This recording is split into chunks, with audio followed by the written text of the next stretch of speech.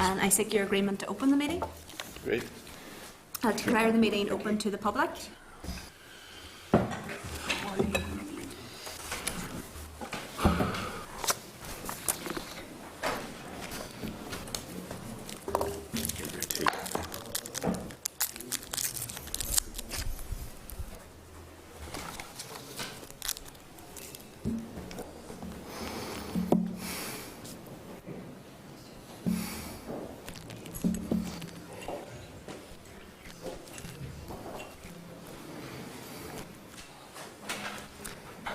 Okay, I would inform those in attendance, that's anybody in the public gallery, you can use your mobile devices through a Wi-Fi connection and all devices should be muted. Password details are available in the gallery rules for anyone wanting to connect to the Assembly's Wi-Fi network. 3G and 4G should not be used and no recordings or photographs are to be taken. Members are also asked to ensure that their electronic devices are switched to mute mode to ensure quality of sound recording. And I would seek agreement that the agenda item 4 is recorded by Hansard. Members are content to proceed through the agenda as follows, starting with apologies. Are any members aware of any apologies? Training around caught in traffic on the A1, so we should be here at some stage. Okay. I think everybody else is present. I would remind members that you are obliged to declare any relevant financial or other interests at each committee meeting as applicable. Members have the draft minutes of proceedings of the 29th of June and 7th of September in your packs. Pages 5 to 9 of the main pack are the draft minutes of the 29th of June. Are members content that these are an accurate record of the proceedings or any issues arising from those minutes? Claire? Could I just raise an issue arising from the minutes and obviously the discussion of how we move forward on NAMA? Can I raise an issue there? We do this on this point, or matters arising? Matters arising, fine. If you're I content, thought that we were, wasn't. Members are content that these are an accurate record of proceedings. They will be published on the website. All in agreement? Okay, I refer members to the draft minute of the 7th of September 2016 and pages 10 to 14 of your main pack.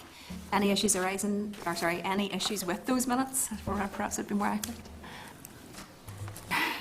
So if members are content that those are an accurate reflection of the meeting, then those will be agreed and published on the website. All members content?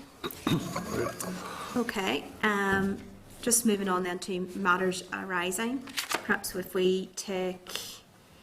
there is a point down here, sort of departmental papers regarding NAMA. Do you want to raise your issues under that? And I'll just move through. Okay.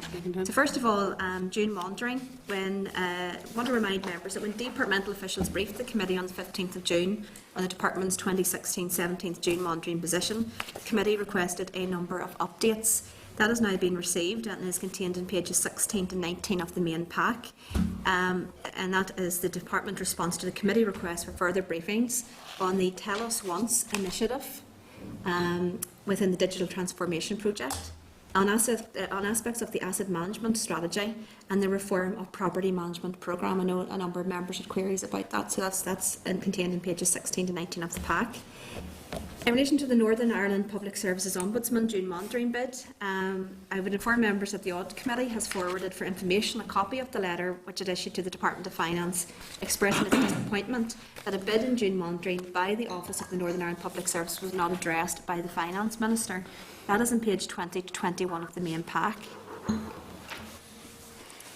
I'm not sure if members, is there any issues with that? Do members want to write to the Minister to find out why that was the case? I just need to declare an interest as chair of the audit committee. Okay. Are members content just to note that or to take some action arising from it? It did come through the audit committee, Chair, so it was to them and was sent to this committee for information. So, I'm also on the audit committee. Okay. In relation to SEUPB and the impact of Brexit, I think this is arising from the briefing session we had with SEUPB. Inform members on pages 22 and 24 of the main pack is a response from the Department to the committee request for information relating to the briefing on the 29th of June. The Department has provided details on officials' engagement with their counterparts in Whitehall regarding EU funding. Now, this is clearly going to be an issue which will continue to evolve over the course of the next weeks and months, so it may be one that we want to keep in regular contact with the Department in relation to SEUPB activities and ongoing engagement with Whitehall. There's also papers in relation to NAMA. At the meeting of the 30th of June, the committee had requested further information from the department in relation to NAMA. The department's response at page 25 of the main pack, which is very clear, I think, that there are no further papers. It confirms that the department has shared all documentation with the committee in relation to the fact-finding review of NAMA, and there's no minute associated with the meeting referred to. This was a letter requesting if there was a minute, so this is a response, effectively a catch-all to say that from now on, as far as they're concerned, they've shared everything, and that would cover our request for information. I'm not sure, Claire, Just remind us, no minute associated with the meeting referred to. What was that meeting? Chair, it was the meeting between then Minister Wilson and Mr Adair. And Mr Adair. Yeah, it was the nominee issue. Which comes up again in correspondence. Yeah. Sorry, Claire? Yeah, just the issue, obviously, and this is the only opportunity, this is the only time NAMA will be discussed. In this meeting, I think there was an appetite in previous meetings to try and re-inject, to have some momentum and not to just mark time as a committee while other investigations went on. I appreciate that it's not a formal proposal, but I suspect that members might be aware of an idea mooted in the media from the Dublin Public Accounts Committee that we could cooperate with them. And I think while it isn't a formal proposal, I think it would be it's a pragmatic proposal, and it's a cost-effective way that we could get over some of the jurisdictional issues that we've had before and that the previous investigation suffered from, that people who didn't make themselves available to the Finance Committee here will have to make themselves available to the Public Accounts Committee in Dublin. So I would, just in the interest of maybe saving time, make a proposal that if such an invitation is formally received, that we would, in principle, accept that and schedule a discussion within this committee about the content that we'd like to cover in that. Okay, well, I think the appropriate thing would be to do, when we receive that correspondence, the committee will see that correspondence and will consider that in due course, absolutely. Can I make a proposal that we agree in principle to it, or? Well, I think it would be an unusual proposition to agree to a proposal that we haven't seen. Now, I do think it would be appropriate to fully consider what that proposal is, if that proposal comes, when that proposal comes. But I'm not sure if members have any other. Sorry, Jim, I think you I know, I wouldn't want to accept something blind to what it actually says, what the terms are, what restrictions are placed upon us. I think also it has a wider political import, this suggestion. I think we'd like to consult more widely within our own groups about it. Remember, I was on this committee with Mr Gervin, and we made many attempts to get NAMA to come before this committee to tell us what it was doing or had done with 4.2 billion pounds worth of property in Northern Ireland. They consistently refused to speak to us, yet we could find no reason why. So therefore, I'm interested in all this cross-border enthusiasm now, but when they had a golden opportunity to do it, they totally snubbed this committee. So therefore, I think the chair is right. Yes, we'll have a good look at it, and we'll see where it takes us. But I certainly wouldn't be voting for, voting for something that I haven't actually seen yet. I think also on the back of that, depending on the terms of reference of that, depending on what the request is, we of course would need to take some legal advice. Now, it may be, of course, if we agree to participate in the request, we may be limited in what we can do because we are sub judice here and there's implications for the NCA. We haven't had those letters back yet, or responses to our letters that we've sent, so we don't know the position, but we did stress that it was an urgent issue and we want to hear back as soon as possible. John?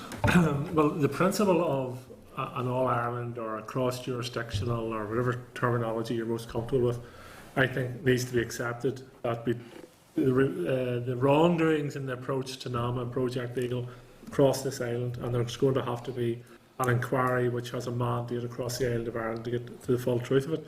So I strangely enough accept Jim's point that I haven't seen the proposal. It may not go far enough for me. So I'm not. I think Jim seems slightly offended by your suggestion. If somebody makes a sensible proposal, make a sensible proposal. It may not go far enough for me in the sense of the remit of the investigation. I also think the committees investigating these matters is one thing in the Assembly, etc., or in the Dáil. This needs to be, I think, a government-led inquiry. It needs to have the remit of the full force and weight of government and executive behind it to ensure that organisations such as NAMA don't refuse to attend committees or refuse to hand over information. Added to that, obviously, is the ongoing NCA investigation as well. So, yes, the principle I fully accept and endorse, but I want to see the detail. Okay, Jim? Yeah. First of all, could I express grave disappointment that the NCA apparently have not responded within the week, because it's the same NCA that when were assuring us in July of their anxiety to keep us up to date, and when a very pertinent matter arose and a very specific issue about whether or not people have been released from police bail and therefore whether or not there are ramifications for the sub judice status of certain matters, I would have thought it's a factual issue that they can deal with. I'm very disappointed that they're dragging their feet on that, and I think we need to convey that to them from this meeting, that we're very unhappy we haven't heard from them. Secondly, Jim Wells makes the point, and I think he's right, that hitherto, of course, NAMA treated this predecessor committee with considerable disdain. But it strikes me that the circumstances have changed in that recent revelations paint an even more acute picture in respect of the NAMA and Project Eagle. And therefore, it might be an opportune time, I would have thought, for this committee to reissue an invitation to NAMA to consider coming before us, because things are now very different from what they were last year. So I would have thought that now is the time to test NAMA again on this issue. And if it's appropriate, I would propose that we dispatch correspondence to them to that effect. Well, as the member is aware, we've taken legal advice that the issue is sub judice, so that can't happen at this stage. Well, I can take further advice as to whether or not. Well, there we be can any issue a problem. letter asking them, are they now willing at an appropriate point to come to us? If they indicate they are willing, we can't call them because any question would be covered by the sub judice. Well, at least we have moved them to the starting gate of being willing to come. I think that's important because they have treated the past committee with disdain, and I don't think that we should be hiding behind anything that shouldn't attempt to bring NAMA to the point of being willing to come, and then we cross whatever hurdles arise thereafter. Although, if press reports are correct about the release from bail situation, then the sub judice situation is much less acute. So I do think we could issue the letter inviting them to review their position and to indicate that in principle they're willing to come. Okay, well, my understanding of the clerk's advice, to this point, is that NAMA is out with even the previous terms of reference of the inquiry of the previous committee. NAMA being a body wholly within a different jurisdiction. Well, how then were they ever invited in the first place? Well, presumably it was a decision of the committee at that stage. I think a number of people would make an assessment whether all the decisions of the committee of the last stage were in with the terms of reference of the previous inquiry. But, I'm happy to take advice about that. Chair, I'd be astounded if terms of reference, if they were at all adequate, dealing with matters arising out of NAMA and all that flowed from that, precluded an invitation to NAMA to come and account for themselves. So what you want to do is to send a letter to ask them in principle to agree to come, Yes. to give evidence, In light despite of the fact recent that we legally circumstances. cannot ask them to No, come. And give I understand your anxiety, and it's always evident at these discussions, Chair, whatever the reasons. Be very careful, I Mr. understand your anxiety to thwart and stall everything relating to a NAMA investigation. I would advise but you, I'm Mr. making a Alistair, very you're simple crossing a line. proposition. I'm making a very simple proposition that, given the public responsibility and the public expectation that rests on this committee, that we should be seen to invite NAMA to commit to coming to this committee to address issues which have arisen in recent times. Okay, Mr. Alistair, I made it clear that I think you are very, very close to a line at this Don't stage. know what that line is. You have, like all of us, heard legal advice to this committee. This committee has heard that legal advice that these issues are sub judice. I am advising, as chairperson of this committee, that the matters are currently sub judice. That's the reality. That's the advice that we have. And to that end, we could not question NAMA. That's not what I'm suggesting. I'm suggesting we try to get NAMA to giving the you that point. advice as some other Trying to get purpose NAMA. behind it. I think I'm you're suggesting we try and get NAMA to the starting gate of being willing to come, and we bring them when we can. Because NAMA has been hiding from this committee or its predecessor for a year. Things have now changed. There's now extra leverage, and now's the opportunity to exploit it and to invite them to commit. And what I am advising the member, who, as a legally qualified member himself, is fully aware of these issues, is that despite a desire to get somebody to sign up in principle for something that perhaps before that they have not done, there are a number of issues involved in that. First of all, we cannot question them given our current advice. We're waiting for the NCA to respond, and on the back of the NCA response in relation to the current state of the inquiry, then we will take legal advice as to whether or not we can question. So we are a number of steps away from that. But Secondly, there is currently no inquiry by this committee into these matters.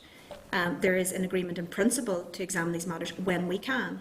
And thirdly, because there is no inquiry currently, there's no terms of reference in relation to this current committee, in relation to inviting anybody to come along to be questioned. Now, those are all legitimate issues that we need to consider. I can understand. And I'm just simply raising those issues in response to the member. And I want to let Philip Smith... Sorry, I was going to say one thing. I understand all those excuses, but I'm not proposing that we breach that. I'm proposing that we lay the groundwork for preparing to move on and to have NAMA here as and when we can, and to obtain a breakthrough from them that they're now willing to come. I'll have to say, I don't think it becomes the member either in terms of his own experience or his professional and legal qualifications to suggest that a strong piece of legal advice around sub judice is an excuse. But I will move on to Mr Smith, who wants to make a comment. Thanks, Chair. Having heard, to go back to what Claire's proposal or point that she raised a few moments ago, I mean, certainly I've heard what other members have said. I mean, in theory, I have no difficulty with it, and I appreciate that, as Jim has said, we don't know the detail at this stage, apart from press speculation. I know the report is due out this afternoon, but certainly for me, it is very much a practical arrangement. We've talked about NAMA on various fronts, coming here or not coming here, as the case may be, and obviously the Public Accounts Committee in Dublin have that ability to call NAMA that we do not. So there is a practical element to this here, and I think that I'm content that this is not an all-island inquiry, but it's a practical arrangement between two separate bodies to cooperate to try and maximise the output within both jurisdictions and within both organisations' powers. So, you know, I would certainly be supportive in principle in taking this forward. We may well have to await the detail of it, but I think we should support it unless there's any surprises in there. But I think the issue, Chair, that concerns me, and you alluded to it yourself in your comments to Mr. Allister around whilst we have intimated that we would like to have an inquiry. At this stage, we can't progress, or we haven't progressed due to legal opinion. We don't have a terms of reference. We have no timetable. So the practicalities of engaging with the Public Accounts Committee in the Republic, I suppose, that does create difficulties. Despite, and I know we're all very nervous around the whole legal issues around this here, and it is disappointing that we don't have some response and guidance from the NCA at this stage to at least allow us to scope this in more detail. But I think for me there are three elements to this. There are three levels of inquiry. There's the criminal inquiry, which NCA and I suppose PSNI are taking forward as well, and there's also investigations in the US. There's the financial inquiry, which the Dublin PAC is taking forward as the people most affected financially, but there's also the political and confidence element of this here, which certainly from the Assembly's perspective, I can see no one progressing at any real speed. So it does concern me from a public confidence. I know I said this at the last meeting, but time moves on, and yet we are seen to be impotent and not actually progress things. And whilst I understand the context as well as everybody else and the parameters into which we're working, I think it is important, if nothing else, that we send a message out that there is a strong desire from this committee to actually have the ambition and the energy to look into this when the appropriate time arises. And I'm not sure, certainly from the mood music and the conversations that takes place on a regular basis, as to whether that is uniformly shared round the committee table. And I would hope it is. I know there are certainly people, and I'm one of them, that are very keen to ensure this investigation and inquiry is completed to the level of depth that we can do in the context of legal advice. But my concern is that we are just kicking this further and further down into touch. And I'd like a reassurance from the committee that there is that ambition and energy to look at this and to fully take this forward as best as we can and within the parameters that we're allowed to as soon as feasibly possible. Because if we don't have the energy, then we shouldn't act as a barrier.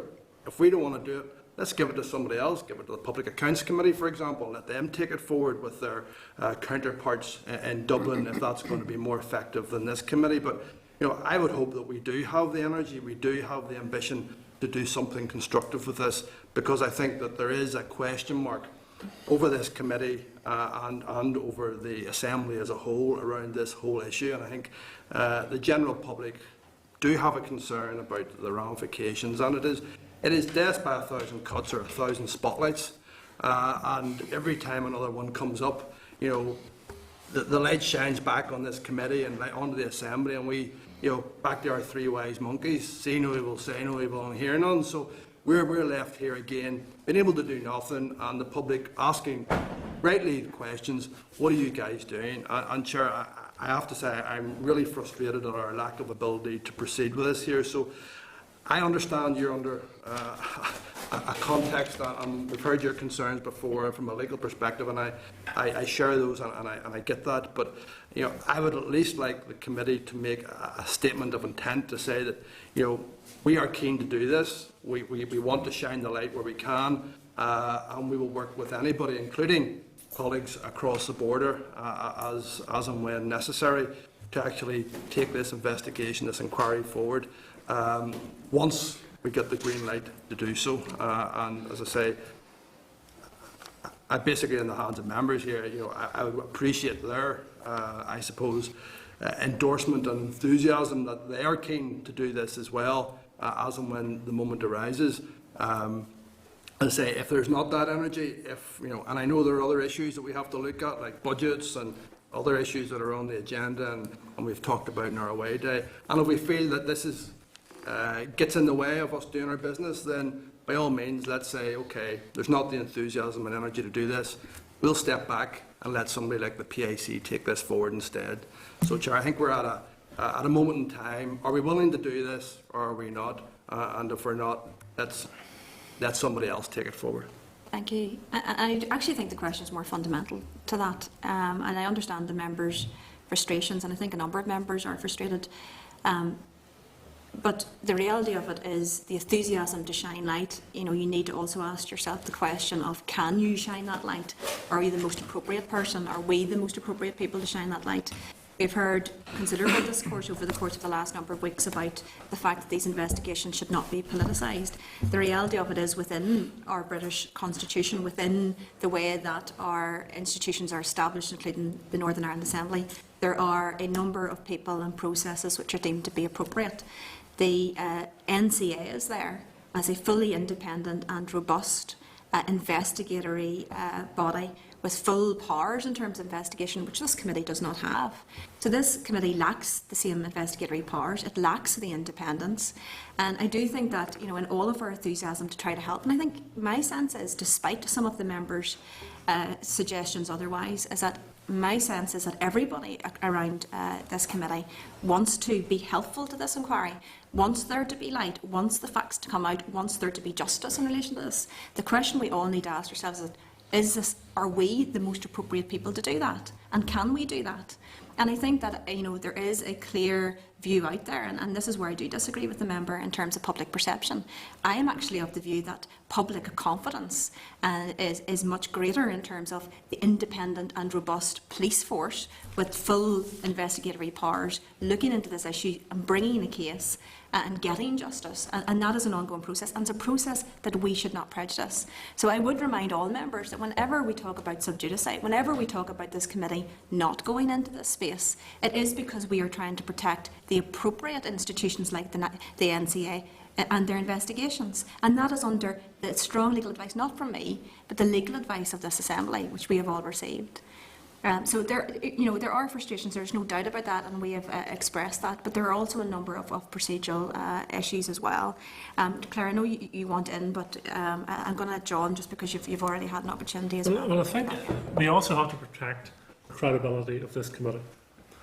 And Philip, during your commentary, you said there that we are going to respond to press speculation about a report that's not yet published, from a committee that is not yet set, to accept an invite that hasn't been issued. Now, how is the public going to look on this committee as being credible or sensible or effective if we respond in that manner? I think people will see right through that as being more to do with press headlines than it has to do with pressing forward an inquiry.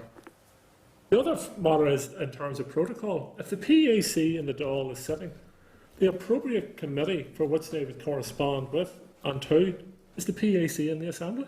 There is already record of the PAC and both institutions working together. Now, that may be the format for going forward with the inquiry, but I do believe that we have to respect the credibility or build the credibility of this inquiry, because I doubt if any members of the public are going to look at the committee saying, well, that's a fine bunch of people there. They've responded to press speculation, to an invite they haven't received, to a report they haven't read, but they're willing to go ahead and accept the invite. Folks, let's be sensible with this. If we want to get to the truth about what happened at NAMA, it is now in the realms of criminal investigation. There is no committee in this Assembly has the right to carry out a criminal investigation. That is why we have a policing service. That's why we have those mechanisms around our justice system. And if there is going to be a cross-border All-Ireland inquiry, I'm of the view that, as I said before, it has to be at government level. It has to have the full remit of a public inquiry into all what has happened in and around NAMA.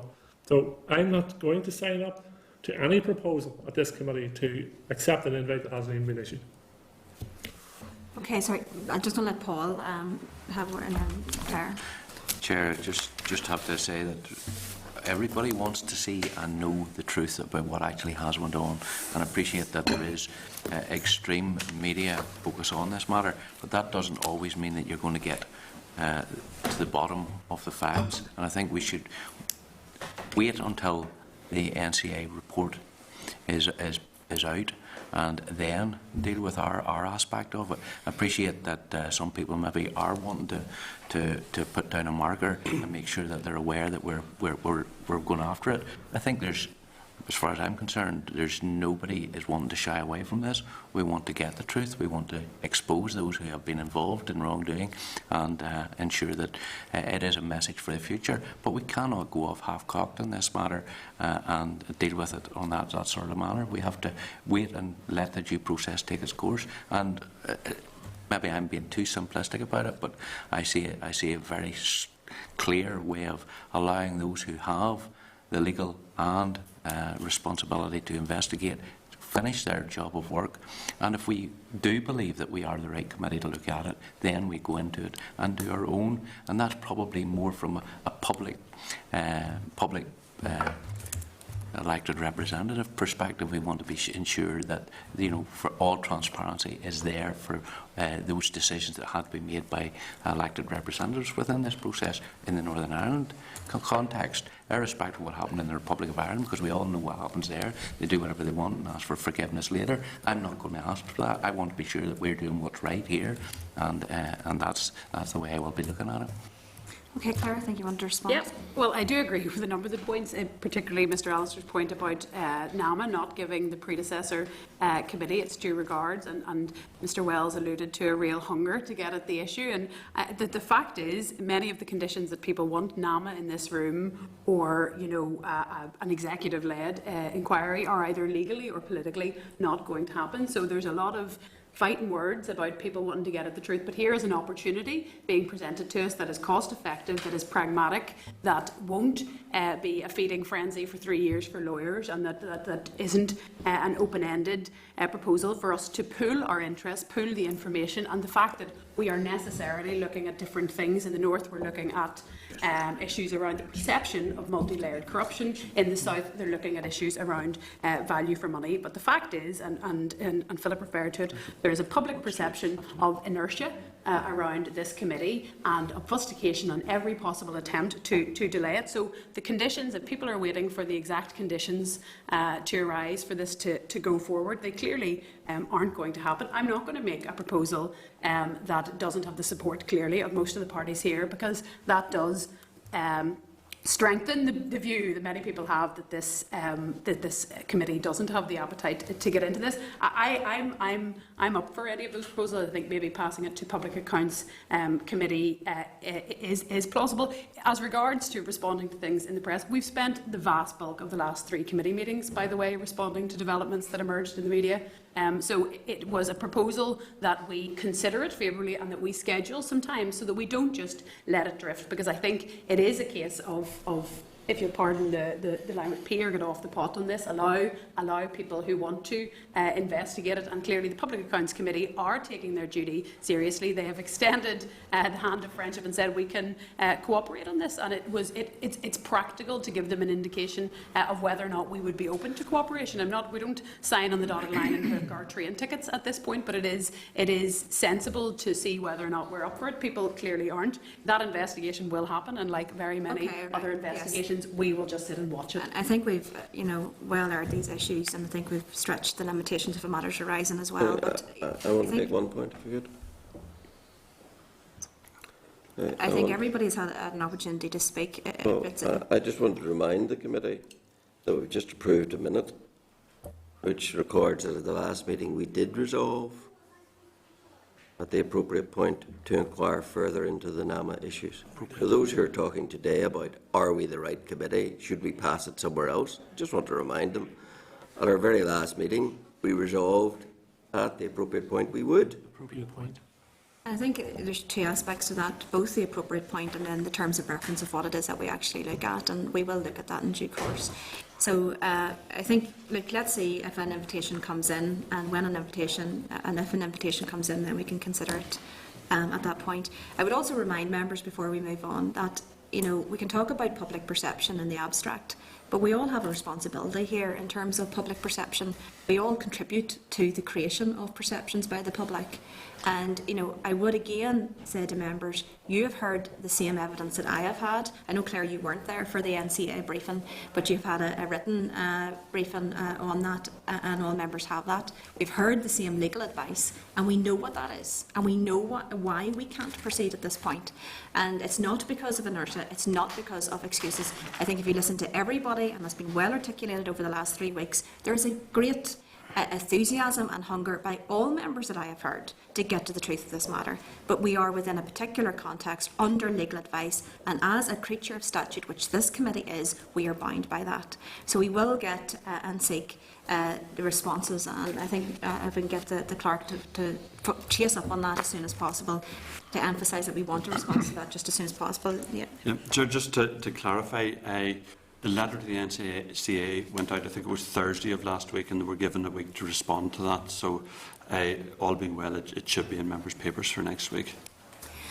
Okay, so moving on, corporation tax negotiations and fresh start agreement. I would remind members that the committee wrote to the Minister on the 15th of June 2016 to establish whether the approach to seeking to negotiate the second round effects in relation to corporation taxes within the scope of the fresh start agreement. I inform members that the response from the Minister is at page 26 of the main pack. I'm not going to open that up to discussion at this point, but it may be that the issues raised in that letter would want to be put on the agenda for a further meeting, particularly around the source judgment and the implications. I think Treasury have made some indications about that already, but certainly there would be some further work and information around that. In relation to Outcomes and Impact Global Summit, I remind members that an invitation to the conference on Outcomes and Impact, a global outcomes-based accountability summit, on the 10th and 11th of October has been circulated to all members. The details are on page 27 of the main pack. This is something that I think does touch on some of our discussions so far. It's very much relevant to the Programme for Government proposed approach. My understanding is that there is a cost to attend this conference, so if members are interested in attending, perhaps if you can notify the clerk and we can take a look at whether or not we can secure places or what way that would work. So if members want to take a look at that and just let us know as soon as possible if you want to attend that. But inform members that the Committee for the Executive has confirmed it has agreed to host the closure of the conference in Parliament Buildings on the 11th of October 2016. The representatives from research will be attending the event as well. Okay, moving on. The next session has been allocated 60 minutes. Sorry, before we leave matters arising, at one of the last sessions before the summer recess, when the Finance Department was in giving a briefing on June monitoring round, I had asked for information as to whether any ministers had taken the opportunity to reallocate resources within their departments, as they were allowed to do under the unique circumstances coming into the new mandate. And I think the department said they would come back to. So I'm not aware of any. They may have come in, but I'm not aware of any correspondence from them. Yeah. Follow that up. We can follow that up. In terms of this, sort of the next agenda item, it is officials dealing with the Department of Finance internal budget as opposed to the budget process. So perhaps it wouldn't be the most appropriate to ask the question. No, but we certainly can write correspondence, yeah. and follow that up. Okay, so the next item on our agenda is Budget 2017 to 2020, Department of Finance. I remind members that this session is being recorded by Hansard. Therefore, all electronic devices, all mobile devices, with the exception of the committee tablet devices, must be set to airplane mode and on silent or turned off whilst the committee is in session, as they otherwise interfere with the transmission and recording of proceedings.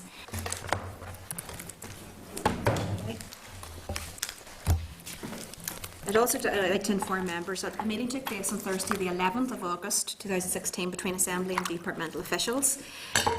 Just before we take evidence from the officials, I would like to invite the clerk to update members as to the outcome of that meeting. Yes, sir. RAISE has been in contact with the Welsh Assembly in relation to its protocols for committee involvement in their budget process. This information has been shared with the department, and the department is now engaging with the Welsh Assembly in order to take their views, and they're going to then come together and try and progress the MOU at that stage. RAISE and the department are also trying to advance work on a protocol for information and data sharing between the department and the Assembly. Any questions arising from that? Okay. I refer members to the following papers. There's a response from the Audit Committee to the committee correspondence on the proposed MOU and the budget process on page 30 of the main pack. There's a letter from the Minister for Finance to the committee in relation to the budget generally on pages 31 to 32 of the main pack.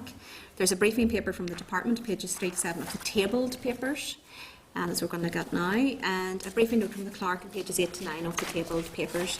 I advise members that while the letter from the department raises a number of issues relevant to today's briefing, the letter is more concerned with the budget process and with the Department of Finance internal budget allocation. Officials from Central Expenditure Division are scheduled to brief the committee on the budget process on the 28th of September, so any questions about the wider process, if we keep it until that time. I ask members then if you are therefore content to consider the letter again when considering the forward work programme at item 16, just in relation to the time required for that. I would also like to welcome then the following officials.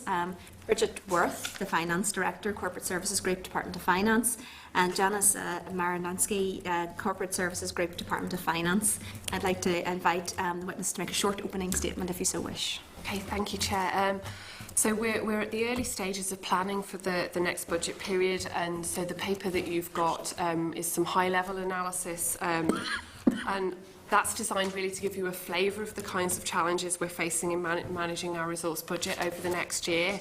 Of course, there will be a need for us to do further work on that position and to firm it up as our cost forecasts become firmer, and also as we're clearer on the likely envelope that we'll have to operate within. And I would therefore expect to be able to provide you with more detailed briefing at a later stage, and I'm sure you would like me to come and give you that at some point. So, but in addition to the challenges, there are also a number of opportunities that I've highlighted in the paper to generate savings in future years. And again, to add to the challenges, one of those challenges will be ensuring that we are able to devote sufficient resources to progressing those projects in order that we don't lose those opportunities. And so, again, depending on the likely allocations that we receive, we'll have to look at how those projects may need to be prioritised. And again, that will be something I'm sure that we might want to explore in a future session. So I'm happy to take questions at that point. Okay, thank you. The paper that you have provided for us is quite a brief paper, and there's not a huge amount of detail in there. I suppose one of the issues, and we're looking at this later on in our agenda, is around the OECD report in and around the Northern Ireland government doing business differently and the civil service doing things differently. What's very clear from that report is a very significant role envisaged potentially by the Department of Finance in being a key animator for those changes right across government. In terms of looking forward, and I suppose in a sense I'm pre-guessing where the Minister is on all of this, but I'm assuming that he will want to take some of the suggestions within that valuable piece of work and look at potentially actioning some of that as soon as possible. So that to me would suggest that there may be a budget requirement in the DOF in 17-18 budget period. Is that something that you've had consideration of? Is there a sense that you will make some form, or there will be some form of budget provision for some sort of a transformation or change type aspect? So Public Sector Reform Division within the department already has a level of baseline resource to take forward some of those initiatives, and they're also looking more in conjunction with our colleagues in Central Expenditure Division and in Public Spending Division on what might be made available in terms of a change fund. I know that we've talked at our last session about cross-cutting reform measures, and so I know that they are engaged in discussions on how much money might be available within the next budget period to continue to take those sorts of measures forward. But as yet, as I say, early stages, so no firm detail on how much that might involve is available as yet. Can you give us a sense that in terms of discussions thus far, that although there is a baseline there, of course, but given the number of areas and potentially new areas that are flagged up by that report, has there been some talk about a potential increase on that, or is it too early to say? It's really too early to say. As I say, all I know at the moment is that discussions about what amount of money might be allocated to that sort of agenda are ongoing. So, yeah. Okay, and you've indicated that you will be able to come back and give us a more detailed briefing around this. What type of timescale would you be envisaging for that? Well, I mean, at the moment, I know that the Minister's intention, I know that a lot will be dependent on what the Chancellor announces in the autumn statement, and I understand that's scheduled to be sort of late November, early December time. So I think when we have more of a sense of what that time frame is, that will give us a sense of when we will have the detail. Really, for me, the key thing is to know how much has been allocated to the Department of Finance, because until I have that number, working out how the priorities might slot together is quite difficult, because it's not always as simple as having a priority list and saying, well, if we get this much, the line will be drawn there. Sometimes it might be about how certain initiatives could maybe be all taken forward, but to a lesser extent. And so really it does depend on what the allocation is. Although I think it would be interesting, in terms of the committee to look at what the ask is as well. Is this an area that's being prioritised? What is the expectation around that? And even if it's not fulfilled, I think it would, certainly give us a sense that, that there is an opportunity then for this work to commence next year and potentially look at a scale on up of that in following years. And in fact, effectively, like looking at the report, and clearly the motivation behind that is an invest to save. So although there would be an investment, and at this stage, those savings should of course come back. Yes. Okay, then, Phillips. Thank you, Chair. I have a couple of questions. I suppose the first one is in relation to the 15% cut in baseline since 14-15. I was just to ask, in terms of the voluntary exit scheme, how much of a reduction has that made on your overall budget? We were aiming for £11.8 million once we got to the point where that was a full year effect, and our latest figures indicate we have just exceeded that, so 11.82 million is how much we're looking at having delivered through that. As I say, the full effect actually won't be felt until next year because some of the exits happened in May this year. Second question then, Chair, is in relation to your income. You have 96.3 million identified as income. Presumably some of that will be from the public, but the bulk of it, I presume, is from internal customers. That's correct, yes. Is there any potential to increase that, or do you feel that you've axed that as a... Well, I mean, obviously, where the income is generated from other internal sources, then effectively that does simply move the issue around the system to a certain extent.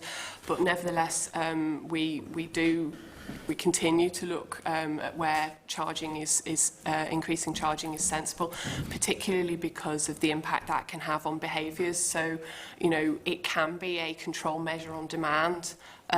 So, even sometimes passing it around the system can, when somebody's paying the full cost for something, it can have an impact on ensuring that people are only demanding what is needed.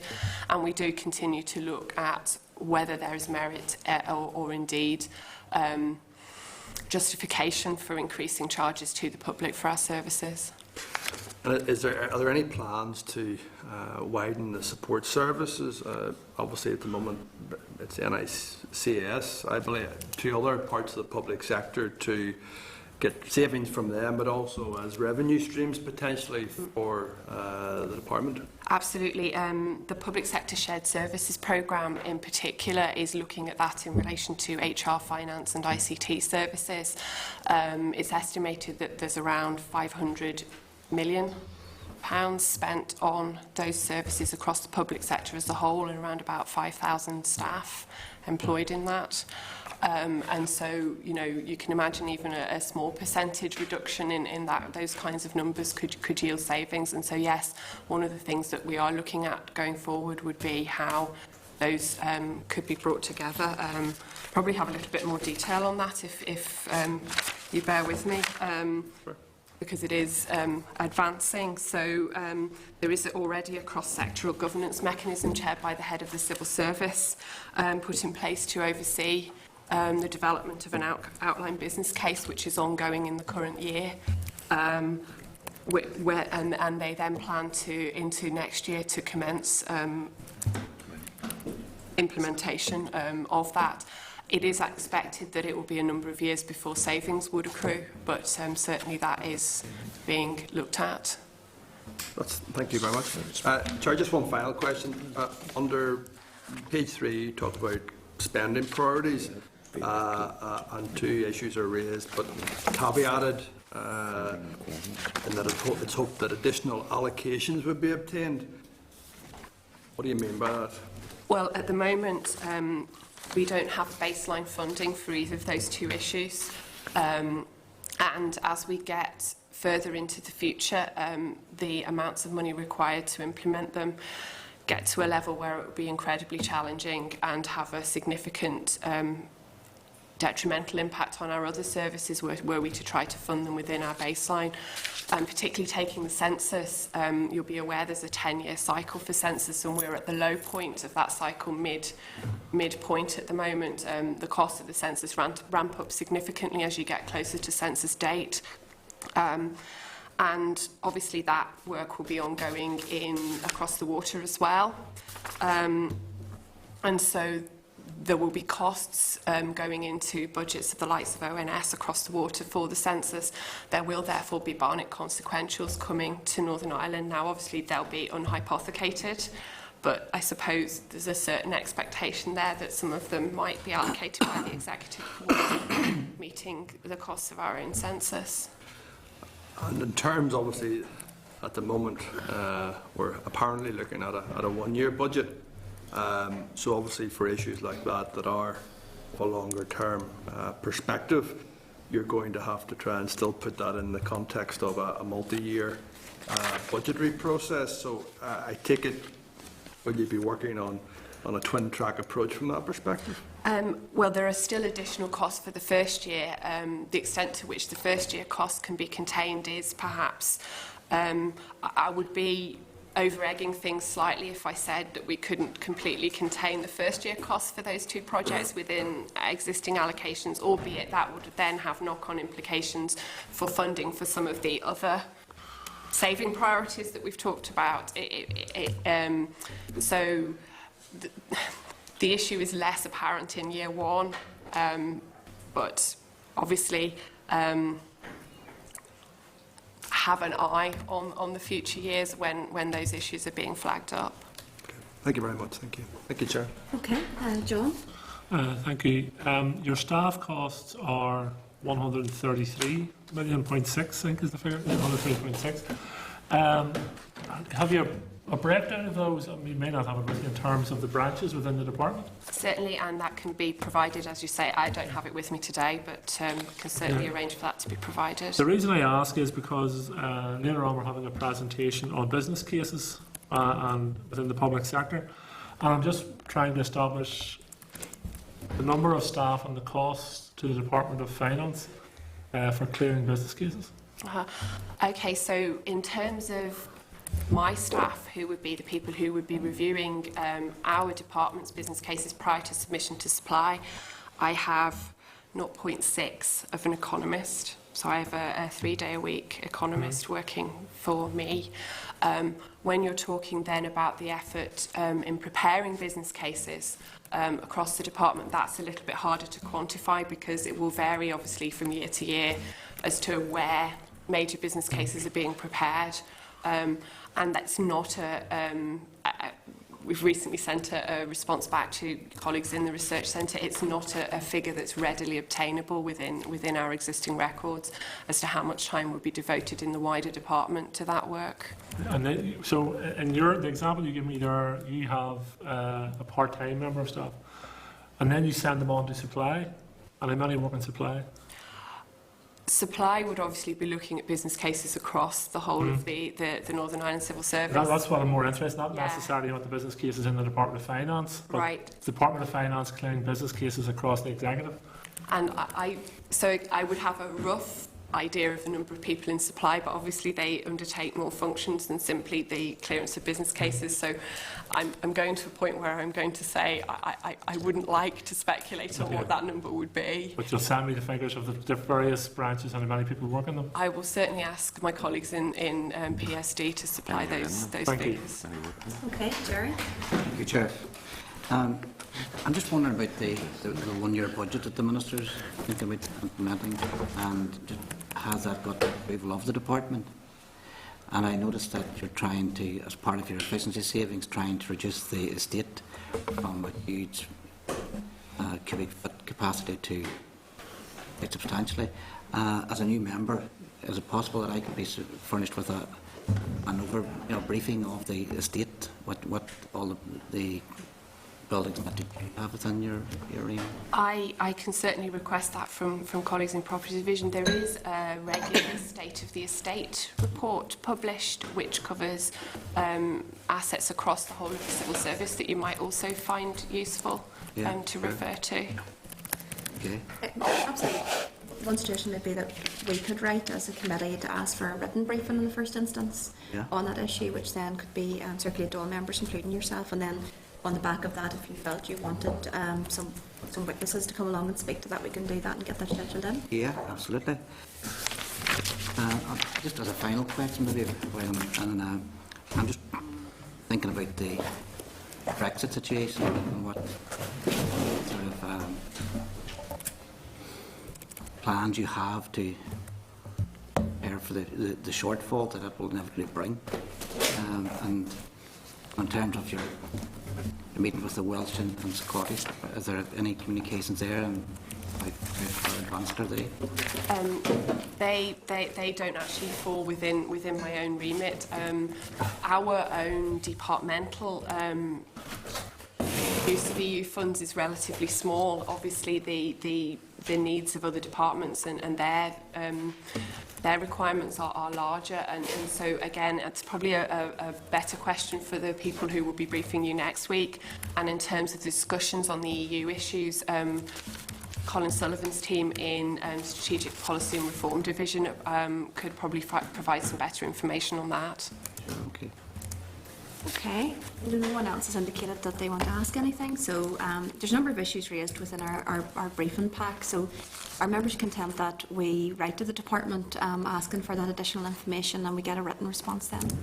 Okay, well, thank you very much. Thank you.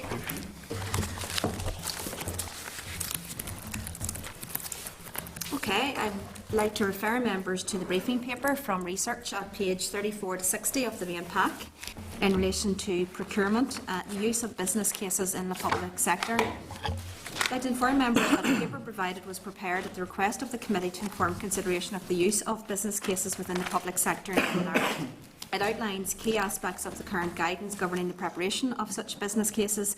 For a comparative perspective, it also highlights aspects of the business case used by government within the remainder of the United Kingdom and the Republic of Ireland. And I would like to welcome Pamela from Research.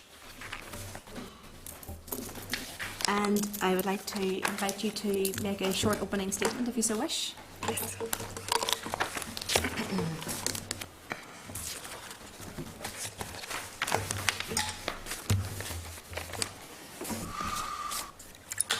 Thank you, Chair. As the Chair mentioned, this briefing seeks to inform members about the use of business cases in the public sector. I will be able to take questions at the end. The format of the paper is as follows. There's background to the use of business cases in Section 1. Section 2 provides an overview of Northern Ireland's business case process. Section 3 outlines information on business cases in the rest of the UK and the Republic of Ireland in the public sector. And Section 4 provides some concluding remarks. I'd like to highlight at this stage that issues for potentially the committee to consider are highlighted throughout the body of the paper. So Section 1, the Northern Ireland Guide to Expenditure Appraisal and Evaluation is the overarching guide under which all central government proposals to spend or save public money takes place. There are a couple of additional steps in the process to produce a business case for expenditure decisions, and these involve value for money and procurement. Business cases are designed to ensure any government intervention is fully informed, based on robust evidence, that value for money is achieved, that they are publicly accountable, and that the proposal is actually achieved. As the guidance states, it is always appropriate to establish the need for a proposed intervention. So move on to Section 2. The Northern Ireland process is largely based on the Treasury Green Book. However, it is tailored specifically to Northern Ireland, taking account of local policy. There are 3 key stages involved in a major business case project, or major project business case. These are the strategic outline case, which is the preliminary business case, the outline business case, which is the detailed planning phase, and the final business case, or full business case, which is the planned procurement for value for money. The guidance states that staff should use proportionate effort in completion of a business case, which the Department of Finance estimates should be around about 2% of the value of the proposal. I requested information from all 9 departments on the level of resources expended in the development of business cases. And at the time of writing the research paper, only 3 of them had responded. A further 3 have responded this week. None of them have, or all of them have stated that they don't hold this type of information. So it's difficult for me to assess how the principle of proportionate effort is applied. So moving on, the stages of the business case process roughly align with the approval process, and the approving authority for expenditure is dependent on the level of delegation, the upper limit of resources that a body is allowed to commit within its budget, and the levels of delegation are detailed in Department of Finance guidance. However, they're only referred to central government expenditure. Excuse me. The Finance Minister has recently raised the delegated limit for EU expenditure from £2 to £5 million, and he has estimated that this will reduce approval process timings by approximately 3 weeks. I requested information on the times taken to approve major business cases by the Department of Finance, but as yet this information is not available. So moving on to Section 3, and this provides information on business cases in the public sector in the rest of the UK and the Republic of Ireland. As previously stated, the Treasury Green Book is very similar to the Northern Ireland system, and it's used by both England and Wales. However, there is some differences for smaller expenditures, which is up to £2 million in the UK, or in England and Wales. The business justification case is used, which is a lighter single-stage methodology with reduced information requirements. It's broadly similar to the Northern Ireland business case pro forma for smaller expenditures, although it would appear from the information that I have to be less detailed, and the committee may wish to ask the Department of Finance whether it would be appropriate to perhaps use the business justification case. In addition, the Treasury approval process has an agreed time limit of 28 days, which enables departments to plan the approval process into the whole system. As I noted earlier, we're not aware what sort of timeframes the Department of Finance has for this. In addition to Treasury approvals, there are also Cabinet Office controls, which provide an oversight function for expenditure across government in England. These are designed to help reduce waste and eliminate duplication, etc. And the committee may wish to explore whether this might be something for the Executive Office to undertake in future.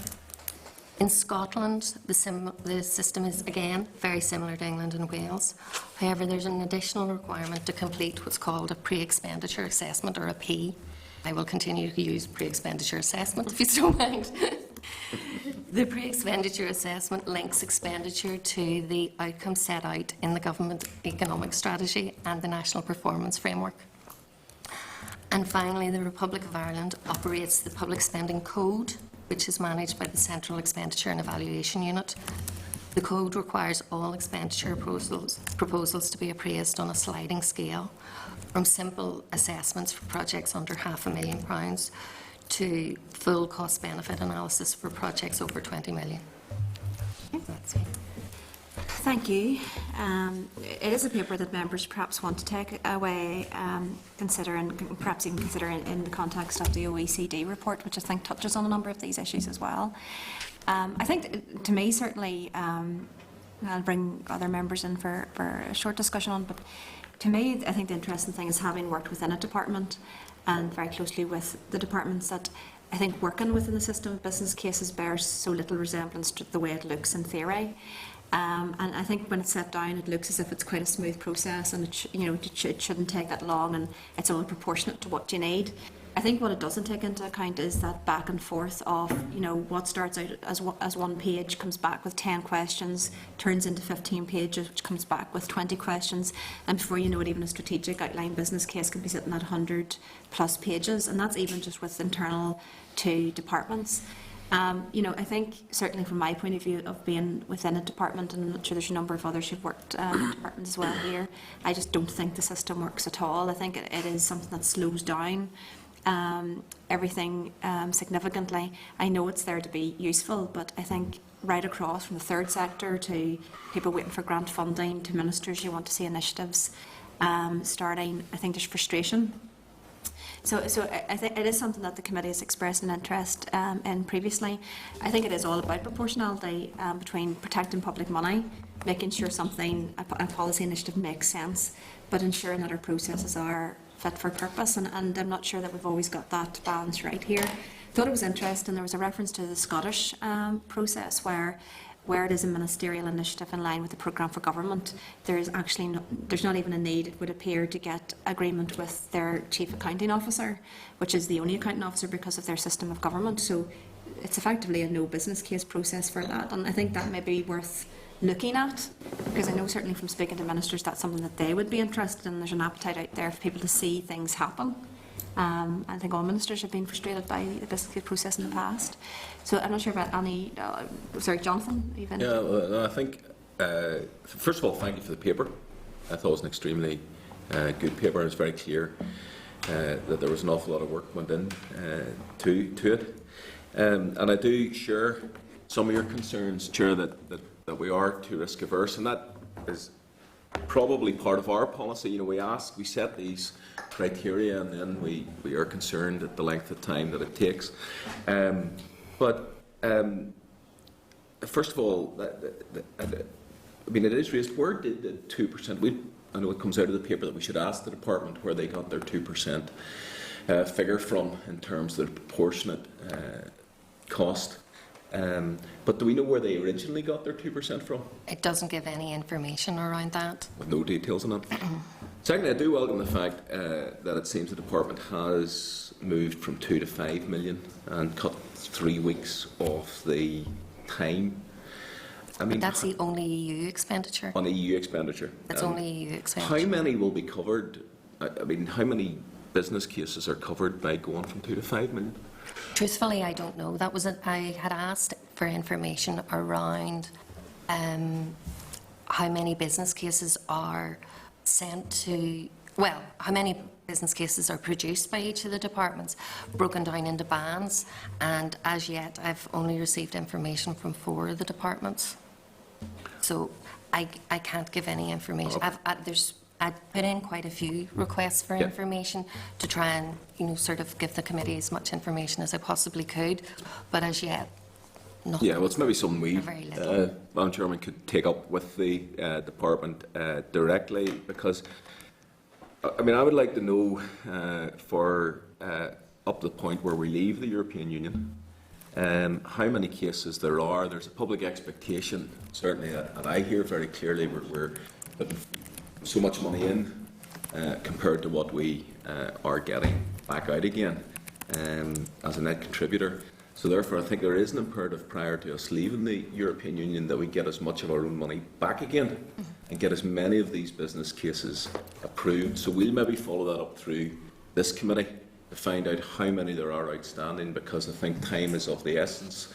The Prime Minister has signalled that Article 50 will be triggered at some point, and I want to make sure that the maximum amount of money that we can get back, we do, and that we don't unnecessarily delay it by unnecessarily risk-averse business cases. It's certainly something we can. I think there's 2 issues there. I think we should write to the department to try to find out then how many business cases they receive in terms of what's above the delegated limit and need requires DOF agreement.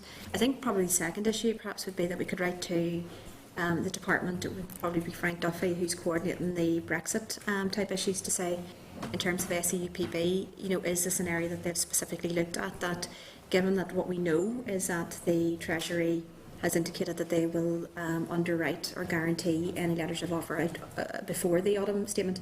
I think we can speculate that in all likelihood there will be flexibility beyond that, but at this stage all we know for certain is that those letters of offer out by the autumn statement are the only ones that will be guaranteed. In that sense, the business case approvals are absolutely critical to that. So there is a window of opportunity, and we could write to ask, is this something that they've looked at in terms of even over the course of the next 2 months to reprioritise the workload for clearances within DFP economists to ensure that those are getting out the door first, given the need to maximise drawdown of the UK funds coming back from Europe by way of European funds.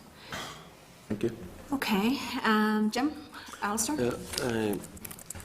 I can understand there's probably a natural tension between the impatient desire of ministers or others to get money spent and yet the necessity for due process, which evolves around the idea of a business case. But can you tell us, have there been occasions, and does this facility extend to business cases, where ministerial direction has been used to override recommendations? Truthfully, it's not something that this paper looked into. So I'm afraid it's outside the remit of the paper. So. But presumably it is something that would be applicable, available. I wouldn't think it would be, because if it hasn't gone through the proper approvals, it would be classified as a regular expenditure and would be liable to investigation by the audit office and possibly a qualification on the account. The recent decision to pay £9 million subsidy to United Airlines, did that involve ministerial direction? I don't know. Presumably there was a business case for that. I presume so, but I haven't looked into it.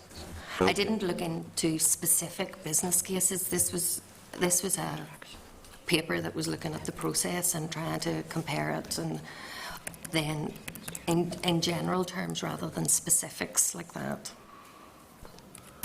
Okay, thank you. Okay, and my understanding is, like, I'm not sure if ministers do indicate if they've given ministerial directions in the past. I think most have, as far as I'm aware, but certainly it may not just be for the case that the business case doesn't stack up. It can be, for example, the minister would be of the view that it's an issue that's within the powers of the department, but the department advice may be that it's out with the powers of the department. And we've looked at some examples of that in the past. The MenCap building, for example, where it was deemed perhaps to be out with the Department of Health in terms of supporting a third sector organisation, the capital build, regardless of the fact that they do a huge amount of work supplementing and complementing the health service. We may get situations like that, so it may not just be a purely business case, it can be out with the scope of the department advice as well, but it's certainly something we can follow up on. Okay, Philip? Thanks, Chair. I think some of the points that have been raised, I worked on a business case 6 years and counting, still going on, coming back again, and there are political interventions that stymie things and push things back, and sometimes this place does interfere with progress and timeliness. One of the other issues is that with building inflation, we're going to say 10% a year, and it takes 2 years for a business case process to be completed. By that stage, the figures are 20% out, and you're back to the start again, and then we go once more. But so it is. I think anybody that's worked in the public sector, particularly on large contracts, find the process highly frustrating. Well, thank you, Pamela, for the document. In your research, did you find any evidence in terms of that level of frustration with public sector management, particularly? And it's not their fault, but economists would constantly come back and challenge, and it does seem like you're trying to justify, as Donald Rumsfeld would say, the known unknowns and the unknown unknowns. It really becomes a minefield.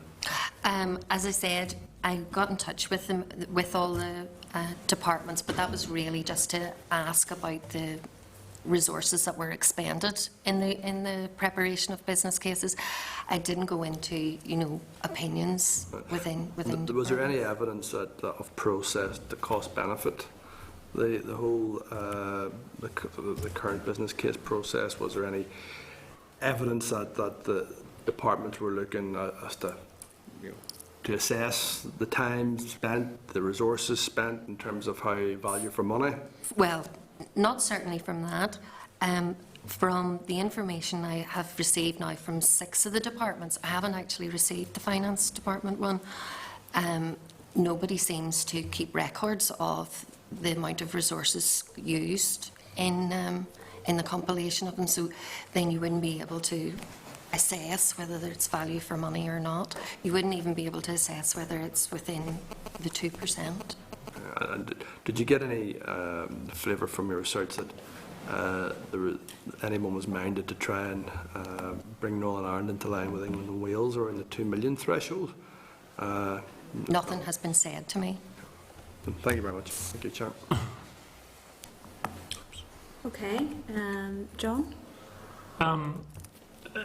Is it in reality then that, for instance, in relation to the executive's capital budget, there's a 2% levy on it to cover business cases? I don't believe so, but perhaps your experience in the department, you would know better than me. But if each project, there's a scope of around 2% of the cost for your business case, then if you extrapolate that out, it has to be 2% of your capital budget. Well, I know it's not your job to respond to such things, but what I'm trying to figure... You may think that, but I couldn't possibly answer. But I think we have went too far in regards regulating decision-making processes within the executive and the assembly. And I can understand there needs to be checks and balances, particularly in relation to public monies, but my experience was that we actually delayed worthwhile projects because we had to go through a very lengthy process. And if you look at your paper, there's 12 steps to the business case contained within your paper. And then you add to that the Minister's initial decision, the role of the Permanent Secretary in relation to his accountancy role. You then have the Department Committee scrutinising that, the Assembly, the PAC, the Audit Office, the Audit Committee, and our good friends in the press. How much scrutiny do you actually need to deliver public services? But has there been any evaluation or a similar paper, and this may be in terms even for the chair, in sense, post-project evaluation and gateway reviews are also a quite expensive analysis of projects, several £1,000s for a gateway review. Have you any research on those? No, we've never carried out any research on those as far as I'm aware. Would it be possible, Chair, maybe to take that more? Because I think it's complementary to this. I certainly know that I've been involved in a number of gateway reviews on various projects, and I think certainly speaking to officials who find it very useful processes, because I think partly because they are very frank and it's very much about giving advice. But you can certainly ask. If my understanding is the gateway review is really just from the project funds as well. There's not some sort of a central budget or what else for that. It's sort of the project manager of it sort of decides to prioritise that. And it should actually be an invest to save in a sense of that advice should actually ensure efficiencies. But you know, it does involve bringing in outside personnel who don't travel cheap. No. Okay. Paul had indicated he wants to speak, but he's not in this place. But I have raised before as well. My experience, most difficult experience of business cases was the social investment fund process, where there was 89 business cases. You had a team of about 9 people within the department, and it was just a torturous back and forth in terms of economists. And despite the community groups knowing their project was good, despite ministers wanting it to be processed through as early as possible, despite unfounded allegations from external sources who knew nothing about, despite being told what was holding it all up, it is actually the process that was held at projects for maybe 2, 3 or 4 years there. And it's just going through that process is simply not fit for purpose. For a business case process to go back and forth between economists and officials and policymakers for 3 years, it is so far in my mind from being fit for purpose. It's frustrating for ministers and it's frustrating for those on the ground, and it's even frustrating in terms of seeing the money there. Money has been secured to be spent against something which is really worthwhile, and it's going back and forth in a whole series of questions. So, I think, as I said, the OECD report referenced a comment about, I think, an Invest NI programme, where it's not just about, what is done, it's about how it's done. And I think that this is a case of, what is done is set down in the process, but how it's actually carried out is so much different from that. But I think this has been certainly a useful start in our considerations of that. So thank you very much. Thank you. We'll move on then just swiftly to the procurement research paper, which is of course linked. So the paper from research is on page 62 to 75 of the main pack. The paper provided summarises key elements of the European-derived public procurement rules as they apply in Northern Ireland. It also briefly presents what is currently known about the future procurement regulation following the European Union referendum. So I want to welcome Colin Pidgeon from Research. Thank you, Chair. And I'd like to invite you, if you want, to make a short opening statement. Or I'm not sure if you're just going to take questions. Okay, I will make a very quick statement, but just before, I don't want to speak out of turn, but in relation to the gateway reviews, we had a student placed with us going back, I think, a year or 2 years ago, who had looked at the gateway reviews specifically in relation to the HR Connect shared service centre. For the previous committee. So it may be that even as a starting point, if you wanted to look at, maybe we can dig that out and send that on, and it may be that there's some useful stuff in there. Yeah. In relation to this paper, there's really, I suppose, three key points. Brexit is clearly going to be a consideration in relation to public procurement because the rules around public procurement are largely EU-derived. So my three key points are really, yes, it's largely EU-derived, and so the regime as it is will continue until such point as the EU, or the UK is no longer part of the EU. I'm sure we all understand that point quite straightforwardly. Now, I think it's important to recognise that the ultimate aim, I think, of the procurement rules are centred around, or is rather centred around, you could determine to be a pro-trade or a pro-business angle, in that it's trying to prevent preferential treatment by member states towards companies from within their own member state. Now, there's no doubt a counter view to that it's actually, it prevents certain things that ministers would like to do. Having said that the procurement process is EU-driven, most of what I found various commentators and experts were suggesting that procurement law ultimately is unlikely to change very much, given that, well, there's a number of reasons.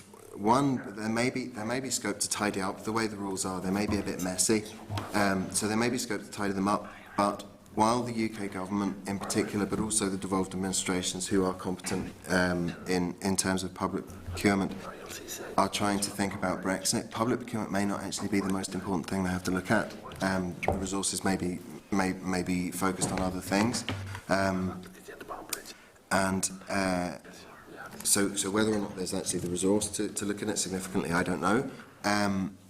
There's also an interesting point made. It was on page 11 of the paper, a quotation from Business Investment Partnership, I think, which is a sort of intermediary sort of body that helps government with its procurement. Basically making the point that the UK government was actually the UK government was instrumental in setting up the regime as it is, so therefore it's questionable whether or not it will want to strip away the protections that have been put in place. So because public procurement is devolved, I suppose this is my third point, it's questionable whether it's in anyone's interest for you to end up with a situation where each of the devolved administrations potentially creates a system for itself where you could have inter-devolved administration competition and a race to the bottom in terms of stripping away regulation and allowing preferential treatment. Whether that would be economically beneficial, you could end up with restrictive practices there and a race to the bottom, I would argue. So the final point then, just to note, is that the OECD, just in part 4 of the paper there, the OECD looked at public procurement reform process in Northern Ireland as well, and its recent study that it had done on behalf of DFP and had made a couple of recommendations there. I just flagged them up really for the committee's attention, just to say, well, you know, at the very least, the committee might want to say, well, what is DFP doing, or sorry, Department of Finance doing about these? Is it going to do anything about these recommendations? Does it think they're sensible? So on. I think that's probably all I need to say. Chair, if there are any questions, I'm quite happy to take them. Okay, thank you very much. And I think, you know, there is an awareness in terms of the procurement, so it's regulation in the European Union. Presumably it is going to be a point of negotiation between the United Kingdom as the leaving member state and the European Union in terms of access to market across the single market. I think I did see somewhere in some other report some indications that actually Northern Ireland, but the UK generally, but Northern Ireland in particular, is very, very limited access actually into European, outside of UK, European contracts. So again, there may be some scope for us to take a look at that. There may be a variety, you know, there's presumably a range of reasons for that. Some sectors will be more successful than others. But that may also then feed in, I suppose, or we could make some recommendations around that to the central government around, you know, what areas are we more successful at achieving, and if we wanted to ensure that market remained open, then a bit of a quid pro quo, as opposed to those markets where with very limited interaction and yet suffer very severely in terms of red tape, as would be perceived by people. So I think it has been frustrating at times. I think as well there's very low take-up in some of our procurement exercises with European mainland companies. So we go through all of the process, but get very little interest. And, you know, generally speaking on these issues, the recommendation seems to be 12 months for anything that needs to go to the European Journal, as it's supposed to colloquially refer to, anything that would qualify for European procurement. So it does add a significant amount of time to any process or any big infrastructure project or whatever. Claire, you'd indicated.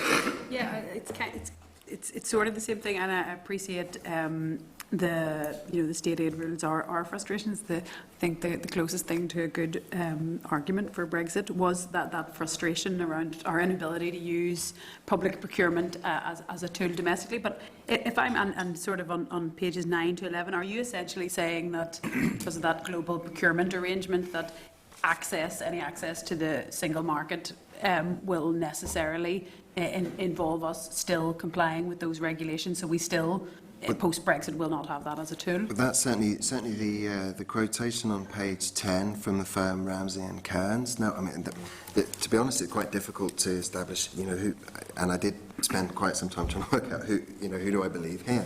But it's certainly very much their case was that the World Trade Organization's government procurement agreement essentially is going to require open and fair competition in any case. I mean, that's really the fundamental thing. It's about openness and fairness.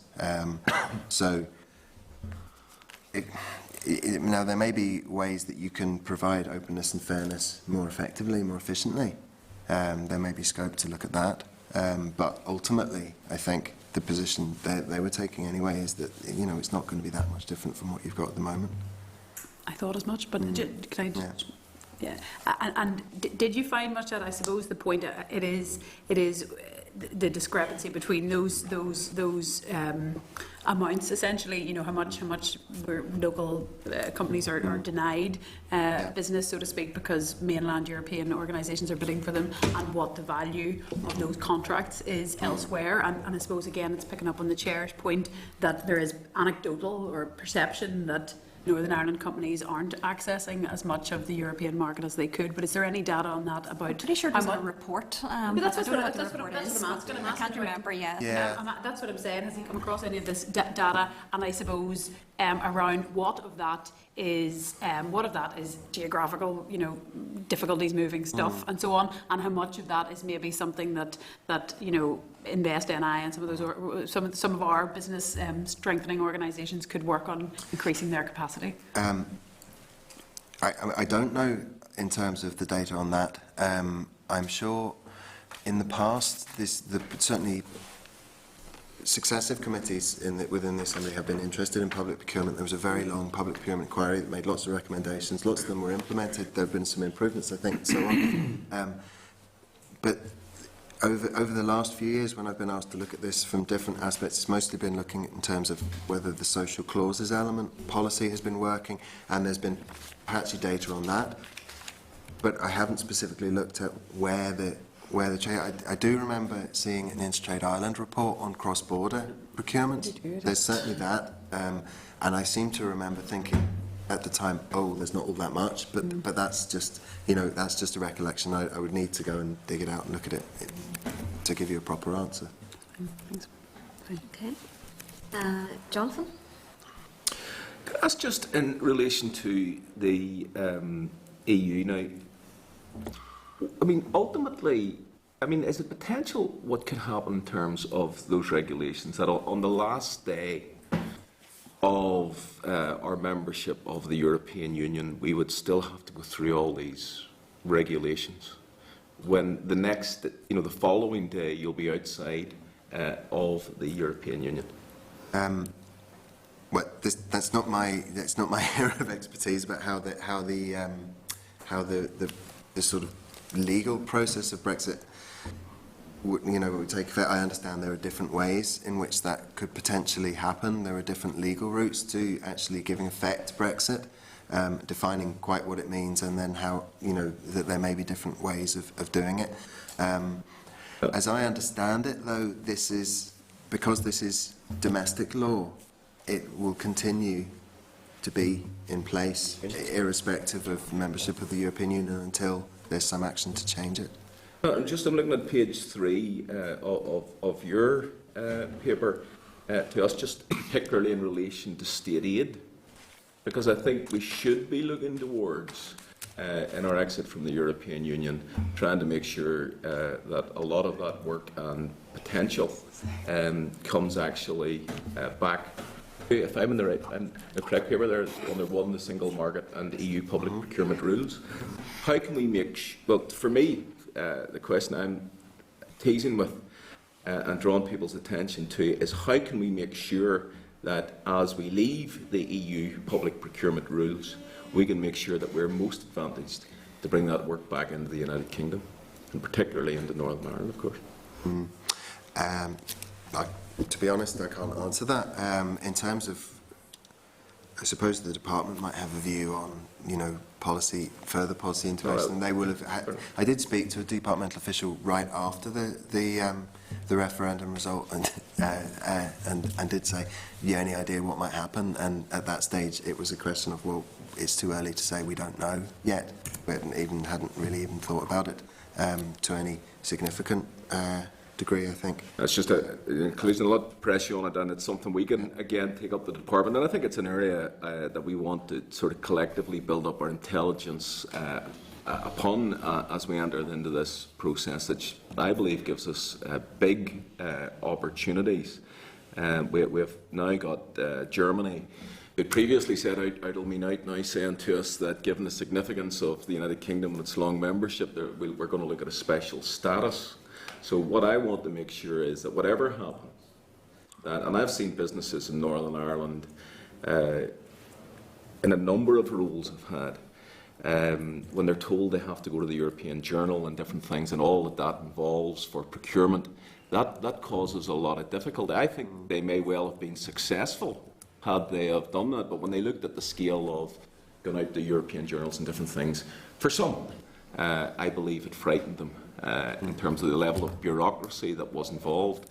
And I don't want to see a situation where, when we leave on the Friday, that we're not putting stuff in the European Journal that's going to take effect on the Monday. And that work could come to Northern Ireland and to companies here. It may be the case that this is something that we, again, correspond to find out some more detail. My sense about this would be that this will be a priority negotiation issue for the United Kingdom. Yeah. So, what we will not end up with is that we can basically stop anybody else from applying for our contracts, but our companies can apply to everybody else's outside the UK.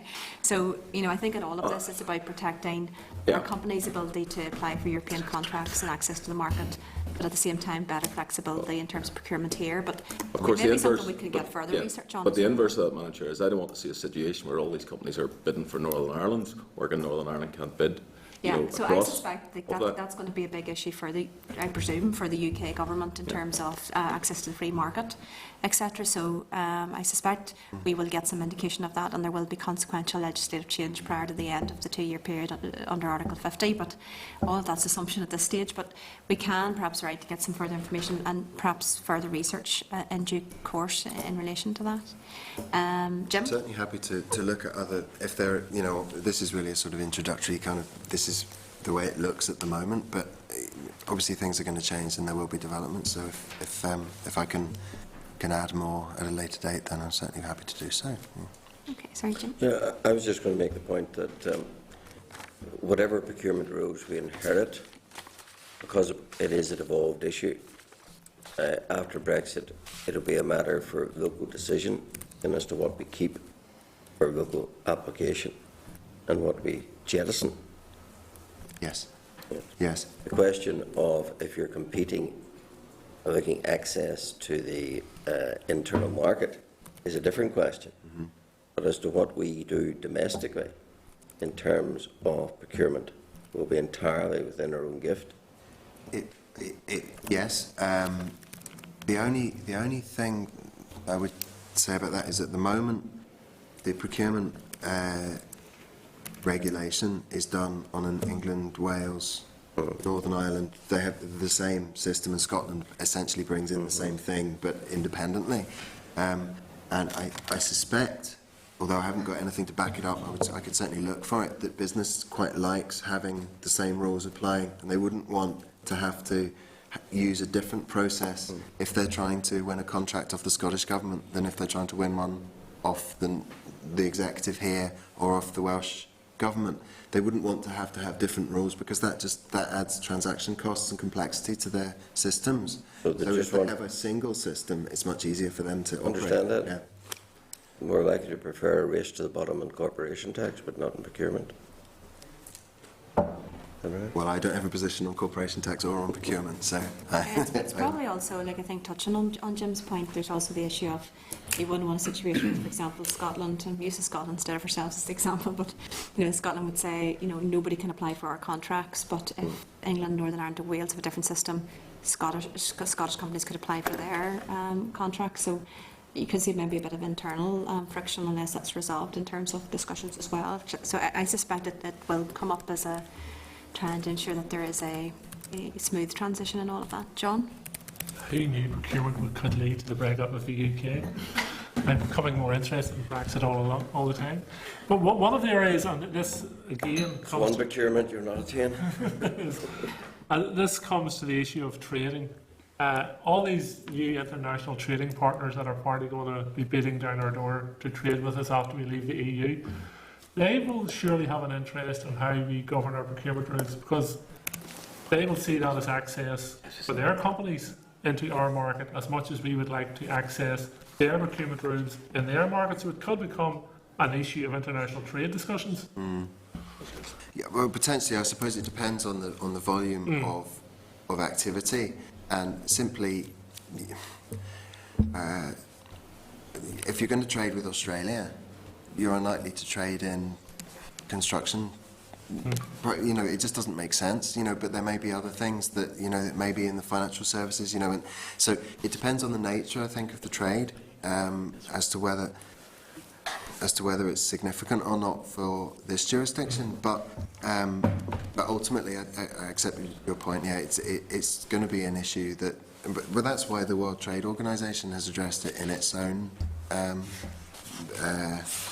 can't remember what the name of the agreement was. Government procurement agreement. So it's obviously it already is an issue for everybody. Yeah. But I'm assuming I'm assuming the UK government will not want the different regions racing to the bottom in relation to procurement, and it will become a UK-wide issue. But certainly, again, that does become such a valuable trading issue that it will become part of trading things. Elements of it will. So we won't be able to just set our own rules. There is no pot of gold at the end of the rainbow, I'm trying to say. I think that will prove by gravity it goes straight to the bottom. No. Okay. I think that's everybody had indicated they want to ask a question, so thank you very much for the paper. I think lots to Apple iPad. digest, and I think certainly this is another area where we want to explore further as things develop. Okay, we have a number of written papers, written briefings. So first of all, under procurement, we've got a paper from Central Procurement Directorate on the procurement procedures and business case process on page 77 to 85. This paper is in response to the committee's request on the 15th of June for a written briefing on the overview of procurement process, which would include applicable EU thresholds and the requirements necessary for business cases. I think it's quite a good complementary piece to the research paper. Any questions around that? We've also got a research paper in relation to the European referendum, which has been forwarded to us from the Committee for the Executive Office. Quite an interesting paper, providing an update on developments following the EU referendum held on the 23rd of June. And the paper focuses on developments in Northern Ireland, includes an overview of the range of policy areas which departments might be expected to consider as they assess the potential impacts of the UK withdrawal from the EU.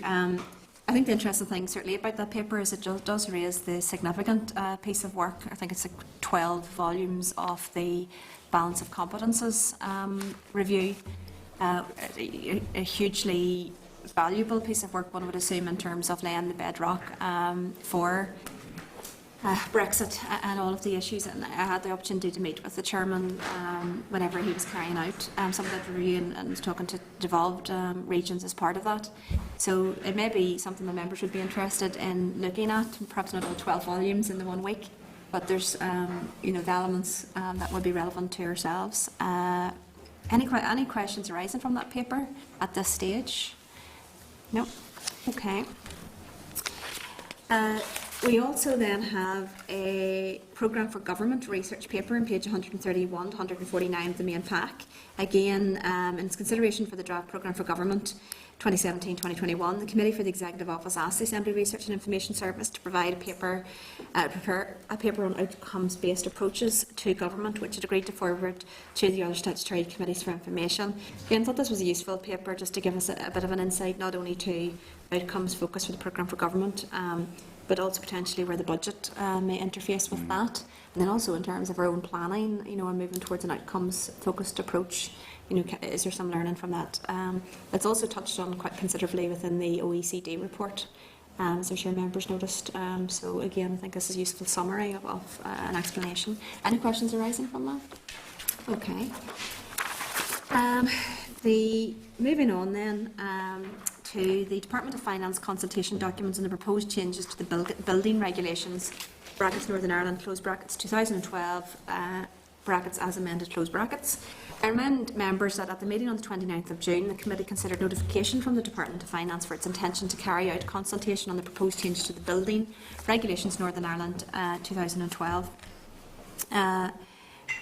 Regulations, refer members to the following papers. There's a letter dated on the 25th of July 2016 from the Department stating their intent to bring forward the consultation on the making of a statutory rule under powers conferred by the Building Regulations Northern Ireland Order 1979 as amended, pages 151 to 154 of the main pack. There's also a follow-on letter from the Department dated the 9th of August 2016 along with copies of the consultation documents, pages 155 to 171. And inform members that Appendix A of the consultation document is available in room 375.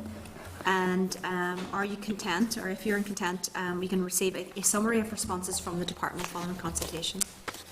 Any questions at this point? Just happy to proceed and we'll see what the consultation brings forth. Okay, moving on to the OECD Public Governance Review. Northern Ireland, brackets United Kingdom, close brackets, implementing joined-up governance for a common purpose. So I refer members to the following papers. A copy of the OECD report, if I said OECD. OECD report at pages 173 to of the main pack, and Annex D of the report in pages 456 to 577 of the main pack. Easy for you to see.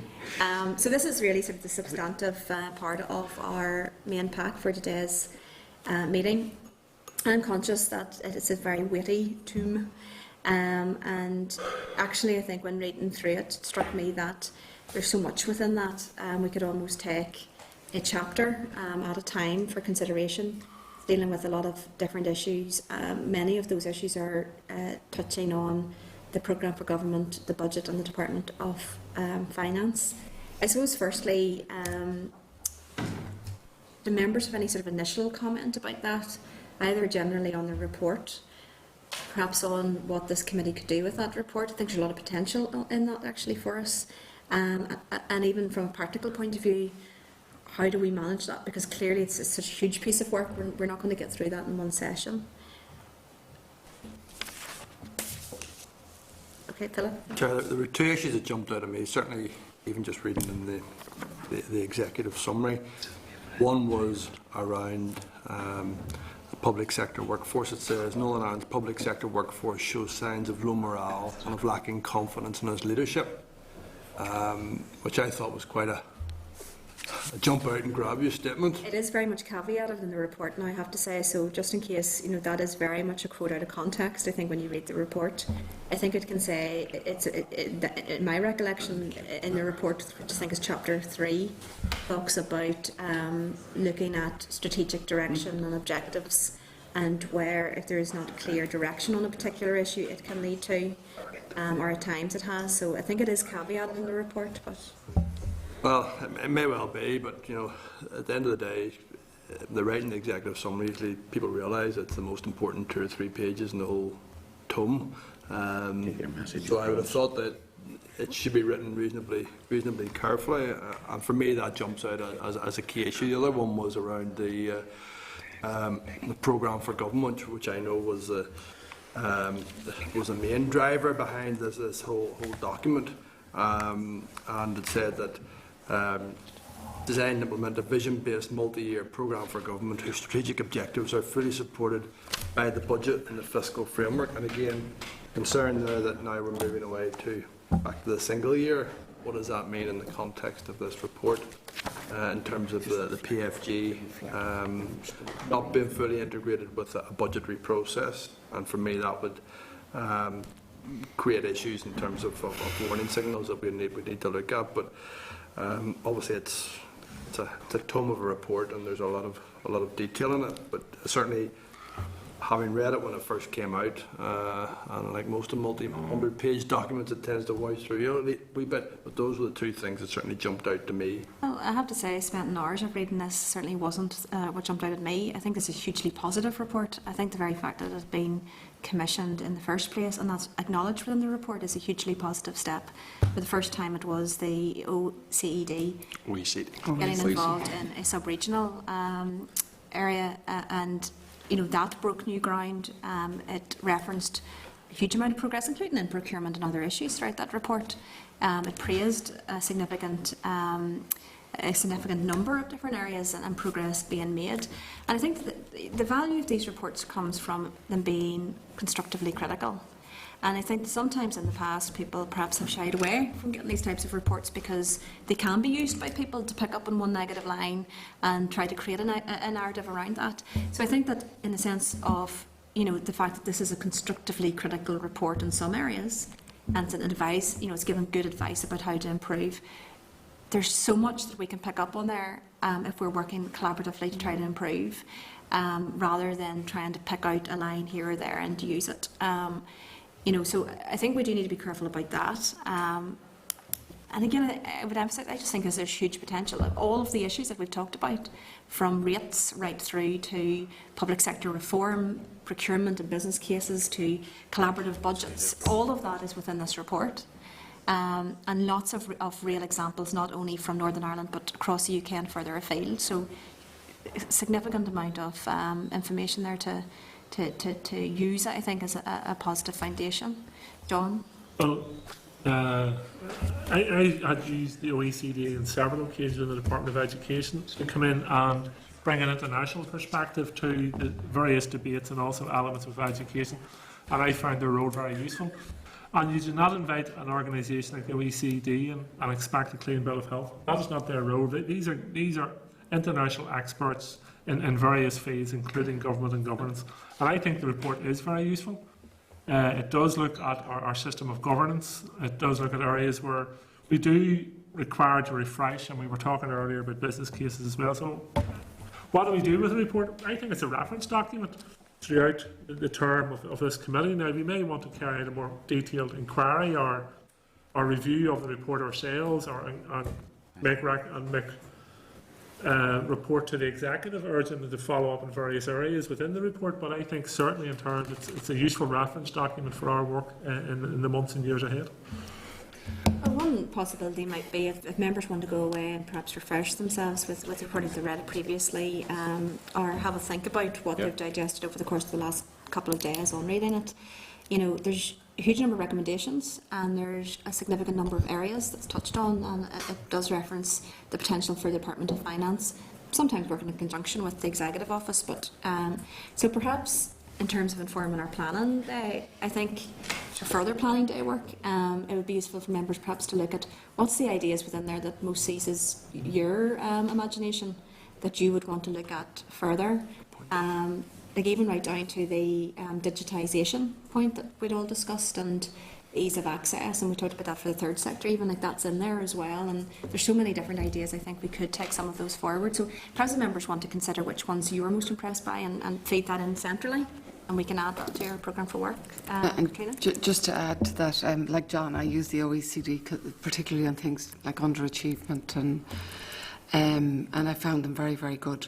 But one of the things that they're saying here, just following on from what you're saying, is the importance of finance and OFM, our Executive Office, working together. And in light of that, is there some way our committees should also be working together? So finance and the Executive Office committee.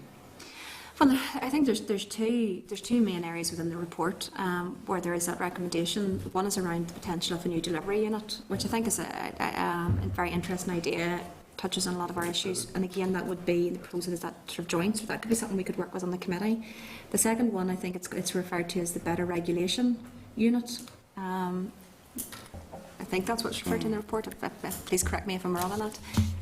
Which is very much about the sort of public sector reform piece, but also looking at the red tape faced by people, the business cases, the access, the digitisation. You know, specifically mentioning the point about when looking at digitisation, you don't want to simply just put a digital layer on.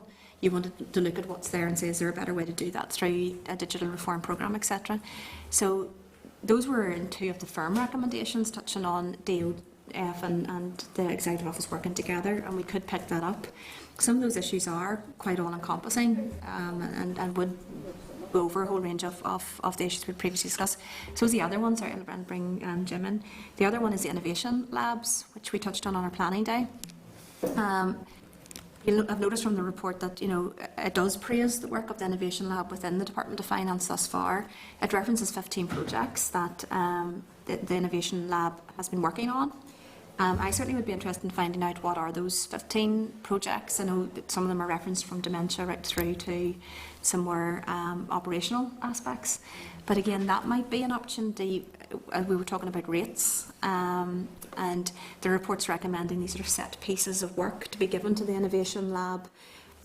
So again, that might be something that we could look at and saying, is this something that we want to use the innovation lab for? So, sorry, Jim?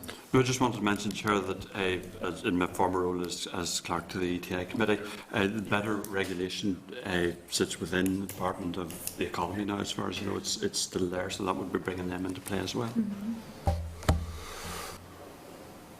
Okay, no further comments? Okay.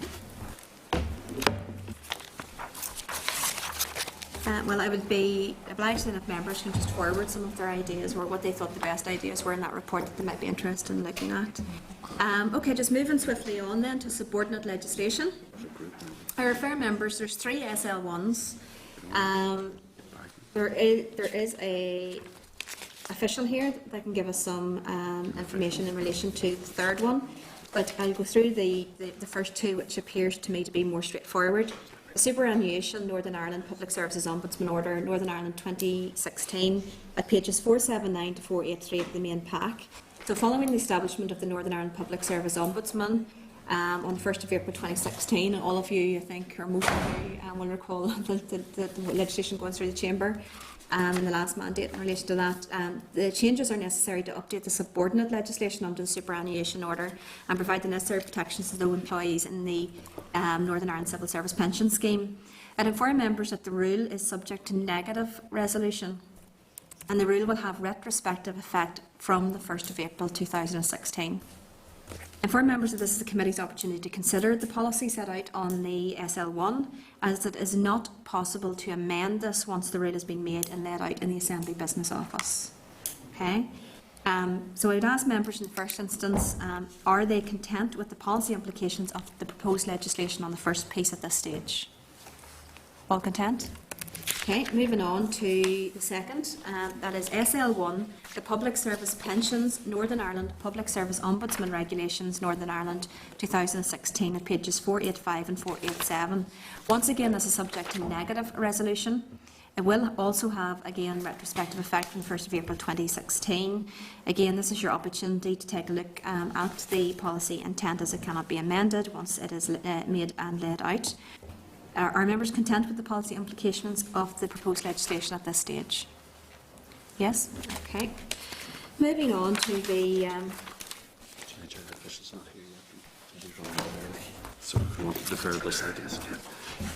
Okay, so we're just waiting actually for the official to arrive, since we are in an unprecedented way running ahead of schedule.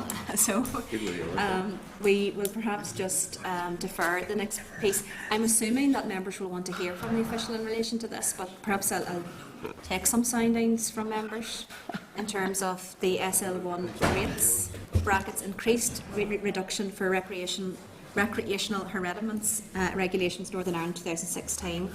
The official is here because this is effectively a reduction of rates for amateur sports clubs. That may not be obvious from the SL1 title, but that's, I'm not sure if all members are aware of that.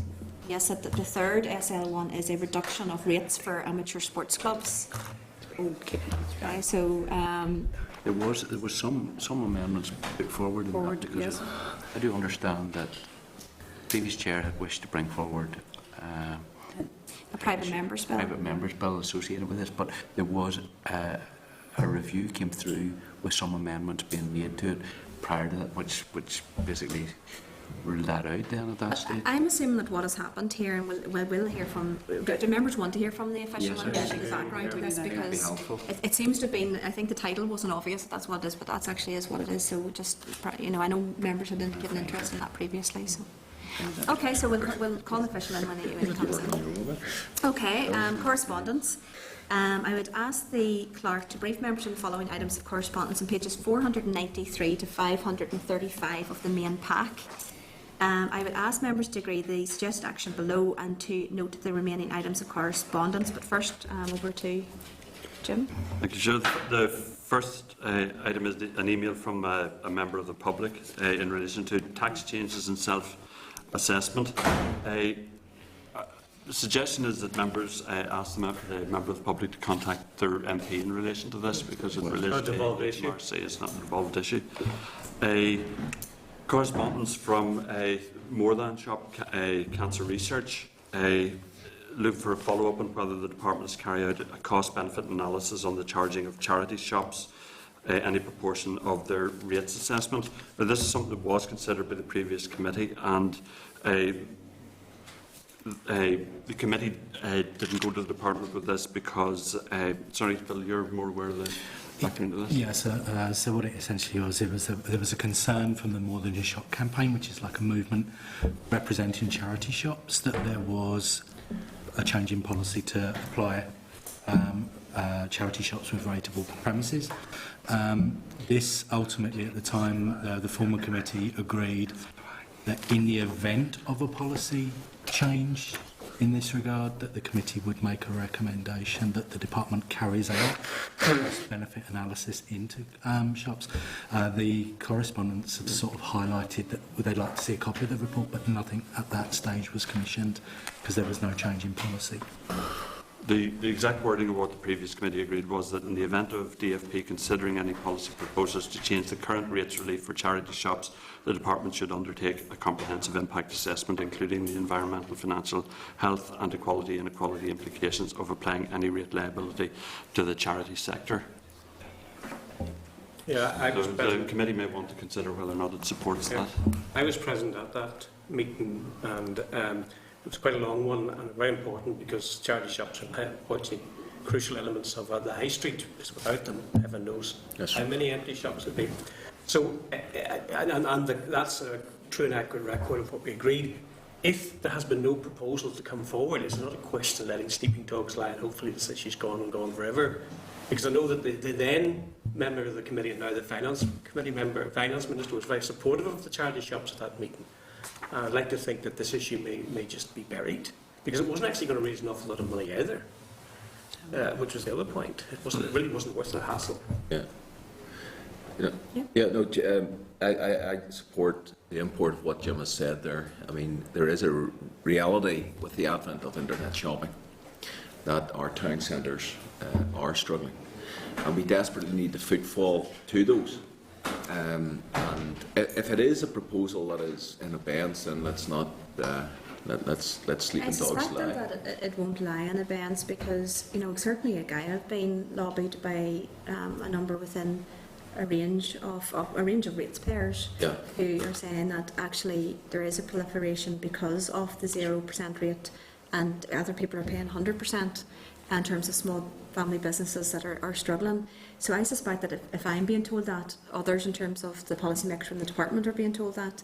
There has been this campaign around the other benefits of this rather than just simply economic, and so my fear a little bit would be if we just leave it. I just think that's what we said, especially because rates, and you'll see the paper from the meeting I had with the Minister on Wednesday morning.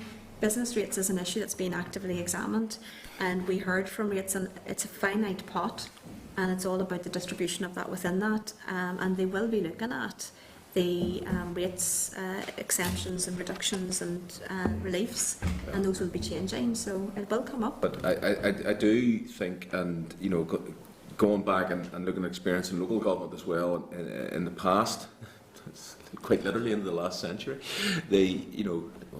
the situation was that there were a number of properties that I can remember dealing with that were potentially, or effectively were being left because at that time the value on those properties was increasing year on year. So there really wasn't a mandate on the landlord really to try and do something, because if they did nothing with it, effectively the value of the property went up every year, so it became financially beneficial to leave it, which left other people who were trying to make the town centre and the shopping area an attractive place with an awful lot of difficulties. But I think we should try and ascertain, exactly where the proposal's at, what the timeline is. But I think Jim has put a lot of wisdom there. We need to be very careful around the footfall if we take that away from charity shops. And equally, I'd be very loath to see a situation where I think we need to be very careful that we don't get ourselves back into a situation where properties can sit empty and vacant while the property beside it is trying to do their level best to get the town centre footfall and business flowing again. Okay, well, I suppose the request there is that we ask, is there a report which demonstrates the other benefits, but what I'm hearing is that people don't want to raise this issue to the department at this stage. Well, just quietly, can we find out, are they bringing it back? Because it goes back to the point that you raised there, Chair, well, on abeyance. If it's in abeyance, I let sleeping dogs lie, but if it's not... Quietly, we're in open session in the committee, but yes, we'll do. Yeah, but look, I mean, if it is something that is under active consideration, then I think we'd have to actively consider it. Yeah, no, absolutely, and that's why I'm saying that I just think projecting forward, although it's not an issue at the minute, it may raise its head again, and I think there would be a value to the charity shops by having this work to be able to demonstrate at that point the other benefits that they actually bring to the table as well, to be part of the mix, Paul. Well, I do think in relation to charity shops, and I appreciate that charity shops have been seen as an opportunity maybe to bring footfall back onto our high street after maybe decimation of maybe small shopkeepers and the difficulty there. But one area that I do have concern about is the dereliction rule, which means that what was fairly valuable property on our high street, if a I'll use no term, a well-meaning owner decides not to do anything other than leave it open, and unfortunately certain people break in and set it on fire, and it becomes a derelict, so therefore he's no longer liable for the rates, because under the current policy, if the property is in rateable value or quality, he will be paying rates at a reduced level for a period of time where it hikes up over the length of time that it's empty. But if he wants to avoid that, what he does is he just gets it turned into a derelict building, and therefore becomes a liability, becomes an eyesore, and therefore is not attractive. So I think rather than do that, there should be some mechanism to penalise them to pay rates for properties that could be made available. I'm just wondering if there's a way round to ensure that you do that. Yeah, and as it indicated, it's in the briefing paper as well, the summary of the meeting by the clerk, that the Minister for Finance has raised that he is specifically looking at the issue of derelict properties, and he will bring forward some proposals. So again, that's something that I'm hearing generally there's an appetite with here. I know from working in, for example, our urban village areas, that even where the City Council or the Council at times have offered significant inducements for people to even do a facade or something to buildings because of the eyesore that they are, some of the owners of those properties refuse that help because simply they're just not interested. They're not interested as an eyesore. They're not interested as derelict. So it has been a blight for too long. So we are going to get some recommendations. We're going to get some proposals, I think, coming forward from the Minister for Finance very soon. We can write specifically and ask them that this is an issue we're particularly interested in, and come forward with this proposal as quickly as possible. We've encountered this within some of the town centres within South Antrim, where the Department of what was Social Development and now the Communities put funding in place to be delivered through the local authority or the council in relation to shop improvement, frontage, signage, and some of it included putting in what I would term as virtual shop windows. To be told by some of the owners of the shop, as long as you do nothing to actually improve it to a degree where I'll have to pay rates, I'm happy enough for you to do that. They're happy for the roof to be off the building, but make it look like a shop front. And that's the point that I have a difficulty.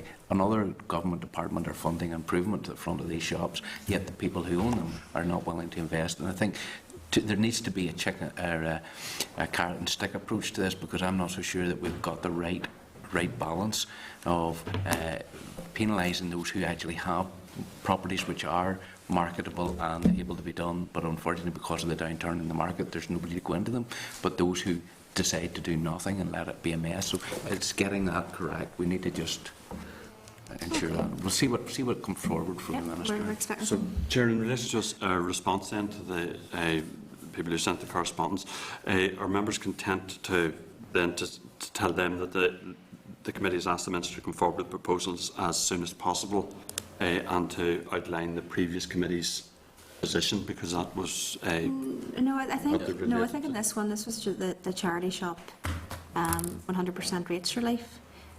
My sense was that members didn't want to write to the department about that, but just to try to find out maybe from an official to official basis whether or not this is being actively looked at and bring that back. If it's being actively looked at, then it may be something that we want to look.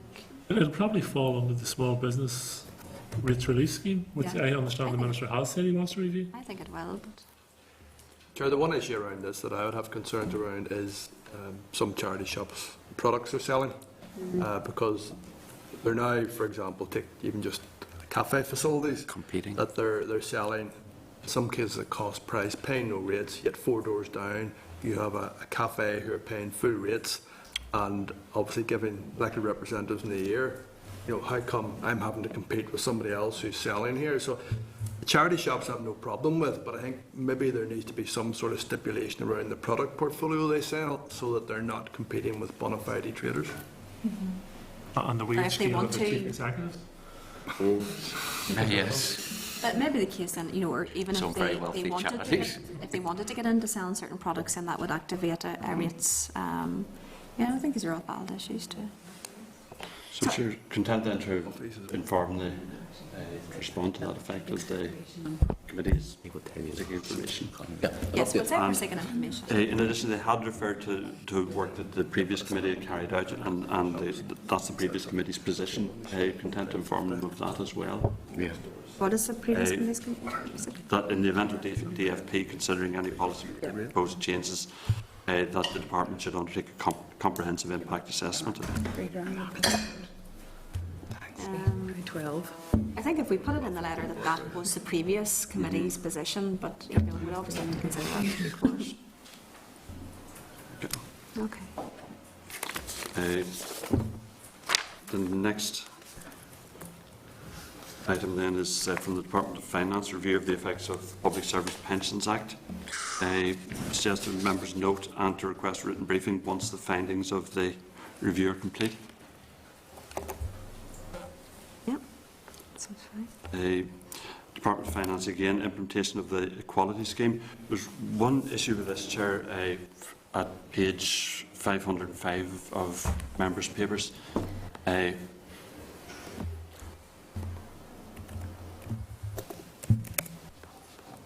relates to questions 5, 6 and 7.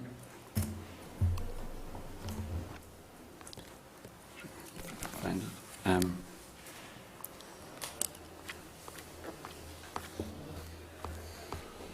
Members see that per Section 75 statutory duties integrated with performance plans during the 2015-16 reporting period. The response is yes, some departments stroke jobs. So members may want to query why only some. Similar relates to question 6 and question 7 there.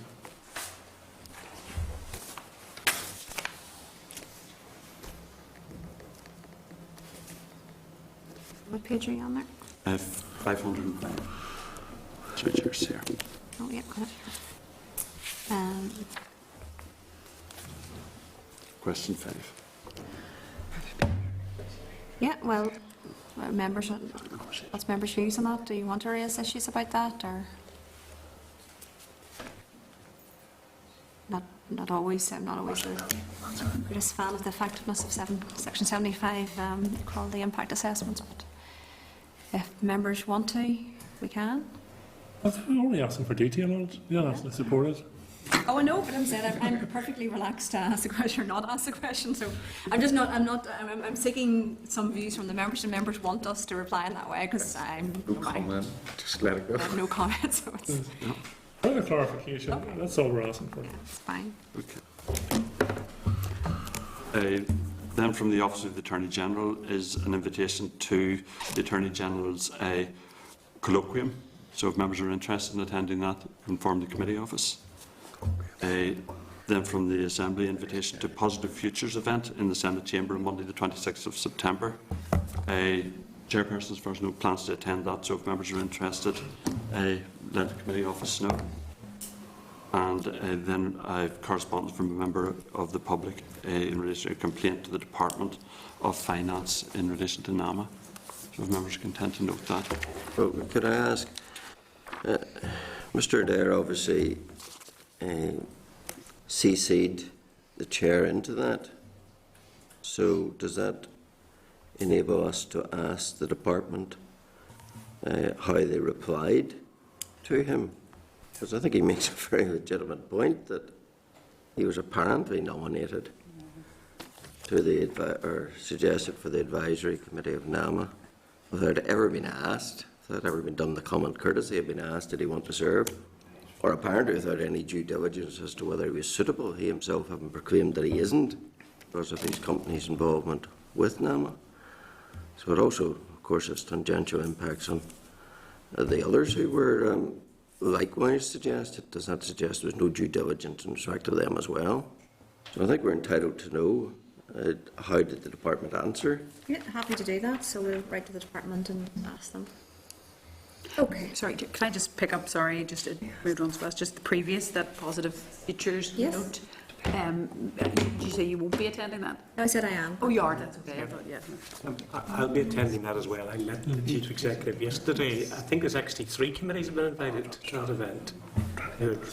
Health, education and ourselves are related to the work. And the major concern is the lack of forward planning in terms of budgets. It's an ad hoc 1-year arrangement they have, like many other community groups, and they simply can't plan ahead.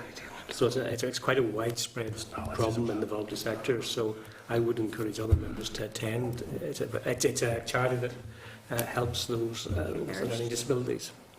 And it was an issue I raised to the Finance Minister in finance questions as well about the impact of 1 year, particularly in light of the 1 year budget. It's going to be a further issue. Okay, Sorry, just going back to the previous point that have we been given the process that was used to appoint people to NAMA? So, sorry, I just want us to be very careful here. We are not discussing it. NAMA issues are sub judice. No, all I'm asking. asking. Slightly late. The department has indicated that they have given all that they have in relation to NAMA. Yeah, but I hope you're not stopping me asking a question, Chair, with the greatest of respect. I'm cautioning you about reopening that's issues that we've had lengthy all I'm discussions asking, on already. No, just in relation to the letter. Yes. The letter that was, the redacted letter that you were CC'd into and that are brought to the committee here. Have we been given the appointment process? Because this was one person whose name was put forward. Presumably there were other people. What was the process used by the department? Was it public appointments process? Was it interviews with the purpose? Just that's what I'm asking. Surely that's a very legitimate question to be asking. We have access. It's a bit worrying if it isn't. We have access to the previous papers, and this is included in the witnesses, in terms of the witnesses being questioned in the last mandate and the papers. That has been gone through exhaustively, so we can get that information out. What was indicated, to summarise, was that it wasn't a formal appointments process. In fact, I understand from the papers that's in our possession that it was simply the Finance Minister was asked for some suggestions, and there was not even any guarantees by the Irish Government that those would be taken into account. It was a very informal, what are your suggestions for possible members of the advisory board?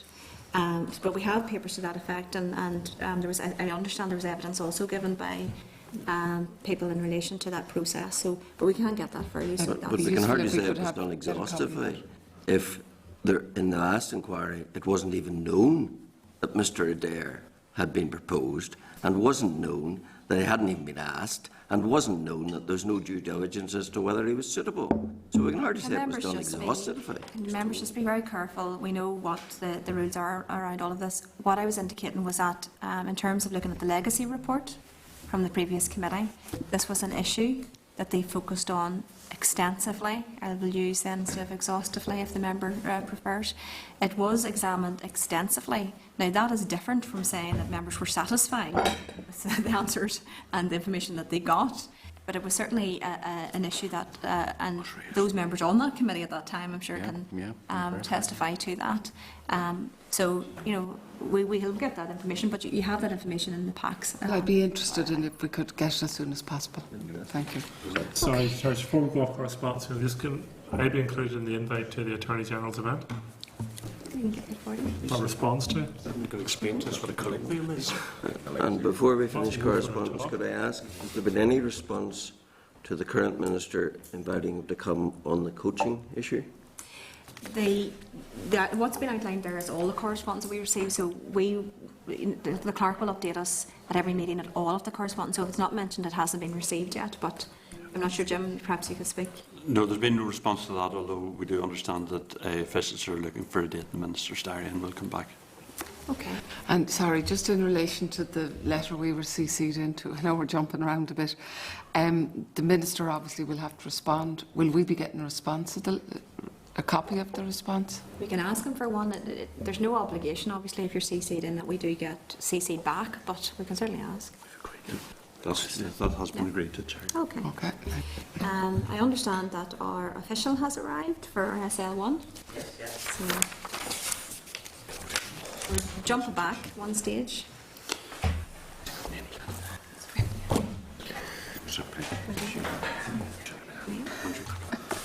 So I'd like to welcome Andrew McAvoy to the committee. And we're dealing with SL1 in relation to a reduction of rates for amateur sporting clubs. Yes. And some conditions in and around that. The reason I wanted to invite you to come and speak to the committee on this issue is that I know it is an issue of some interest to members previously. Yeah. There had been the private members bill, and I know there had been a consultation that the then DFP had run from I think about March until May of last year. So Yes, that's right. I think we as a committee hadn't heard anything further on this until we had sight of this L1. So perhaps can you give us some information then about the background to this? And Yes, I'll give you a quick background on just how we arrived at this point. And I know that Mr. Girvan and Mr. Wells were in the previous committee, but the rest of the committee's new. So in terms of this actually policy itself came about, it has origins in a no-name day motion in 2011, where it was debated whether 100% relief should be given to all sports clubs. There was then a process whereby DCAL at the time had looked into it in conjunction with DFP, and following that then the process was stalled because of a state aid case in relation to golf clubs that have been taken across in England. There was then a private members bill, as you say, on community amateur sports clubs, and a competing vehicle then that was put forward at the previous committee by the First Minister, then Finance Minister Arlene Foster. The bill, they introduce the current policy that we have at the moment was brought forward then by the previous Finance Minister, Mervyn Storey. In January 2016, he had introduced the legislation through the Assembly. At that point, the Executive and the Committee were moving forward on the basis that to fill in the gaps in the due process that had been left through the private members bill, that there would need to be some further consultation work done. So at that point, the bill itself was taken forward on the basis of an enabling power that would be used to provide 100% rate relief for community amateur sports clubs without a liquor licence. And that model was then consulted on following the passage of the bill. Two other things. The consultation itself endorsed the process that we had put forward. So by and large, there was support for the department's policy. The other point to note is that during the passage of the bill, an amendment was tabled to the bill, inserted into clause 1 of the bill as it then was, that requires the department to actually make the subordinate legislation in this regard in by the end of September 2016, and that amendment was passed during the bill passage in the Assembly. So, as I say, consultation ran till the 9th of May, and it's a legacy from the previous committee that's carried over into this mandate. Minister has now agreed the regulations can be made in the SL1 was to go to the committee on the basis that nothing had changed in terms of what the Executive had agreed to previously. That's okay. A quick whiz through it. So just briefly, do you have a sense about how many amateur sports clubs will benefit from this? Yes, we think it's in the region of maybe just over 150 clubs. We have an absolute cost ceiling to this of £750,000, but you need to remember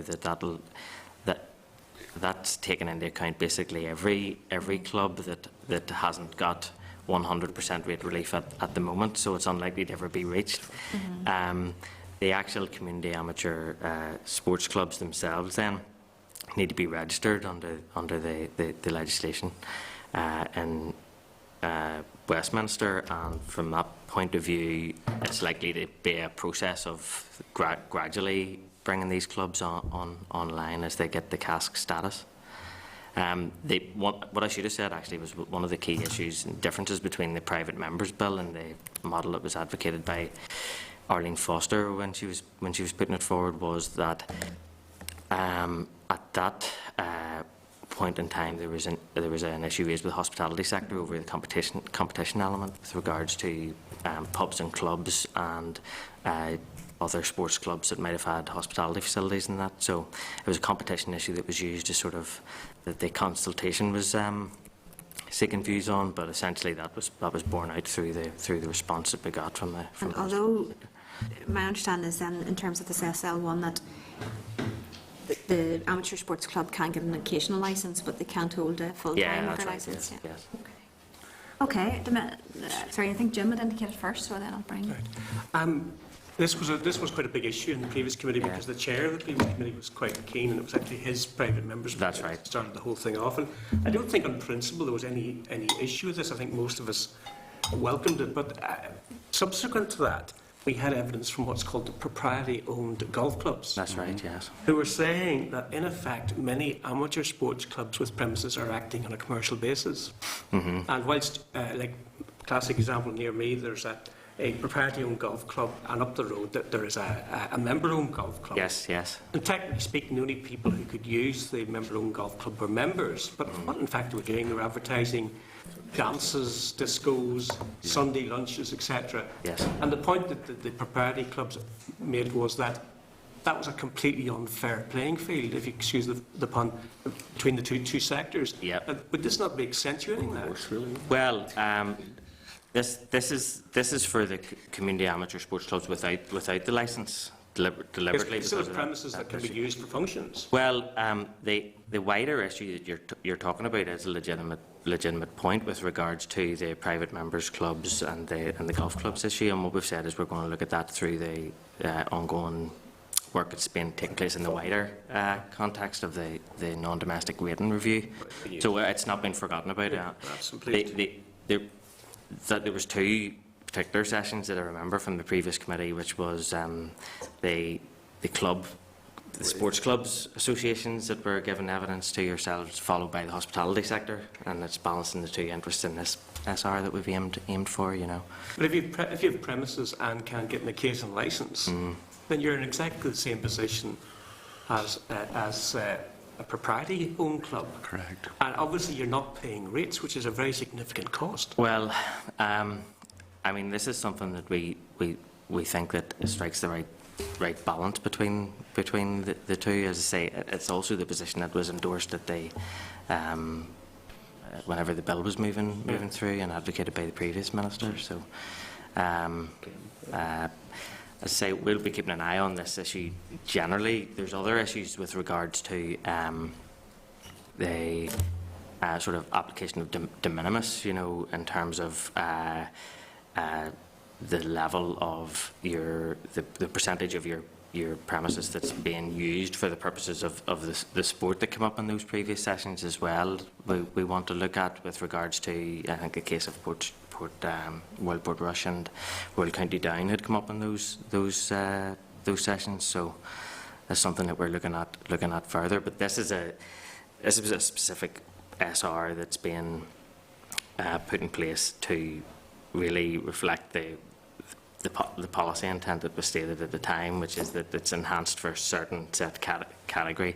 They need to be community amateur sports clubs is the first criteria that they have to meet, and that they have to have a licence. The licence has the exception for the occasional licence has precedent elsewhere within the rating system as well. There's no upper limit because some of these clubs are vast. There's no upper limit at the moment to the 80%. It does strike me, yes, that this should be aimed at the small little club, a couple of teams, maybe a ladies' team, that sort of thing. But so in South Down, some of these clubs are just, you know, they're empires. I mean, they're just vast complexes with huge membership. So it doesn't matter how big the club is. Well, I mean, that's the case at the moment, you know, for the 80% relief, you know, that there's no upper threshold on that in terms of NAV or anything like that. Say there are other conditions that need to be met. I mean, it needs to be not for profit, needs to be used solely for for the purposes of the sport. Well, look, I'll defy anyone to find me a sports club anywhere in Northern Ireland with premises where those premises are only used for the sport. Well, there are certain parts that there are excluded from that, but I mean, by and large, where there's significant proportion of the property that's not used for the purposes of the sport, that's taken out of the exemption. Okay. Thank you. Okay. Paul? Just on the occasional licence loophole, and that's an area that I think there needs to be some. Is there any clarification on, because you could get a club that will apply for an occasional licence 3 times a week, every week, and it can be granted. So I'm just wondering, is there a restriction on what is deemed to be an occasional licence? There's no restrictions on it at the moment. I mean, I can read out the terms of the legislation as it's being put forward at the moment, in terms of the wording of the actual SR, and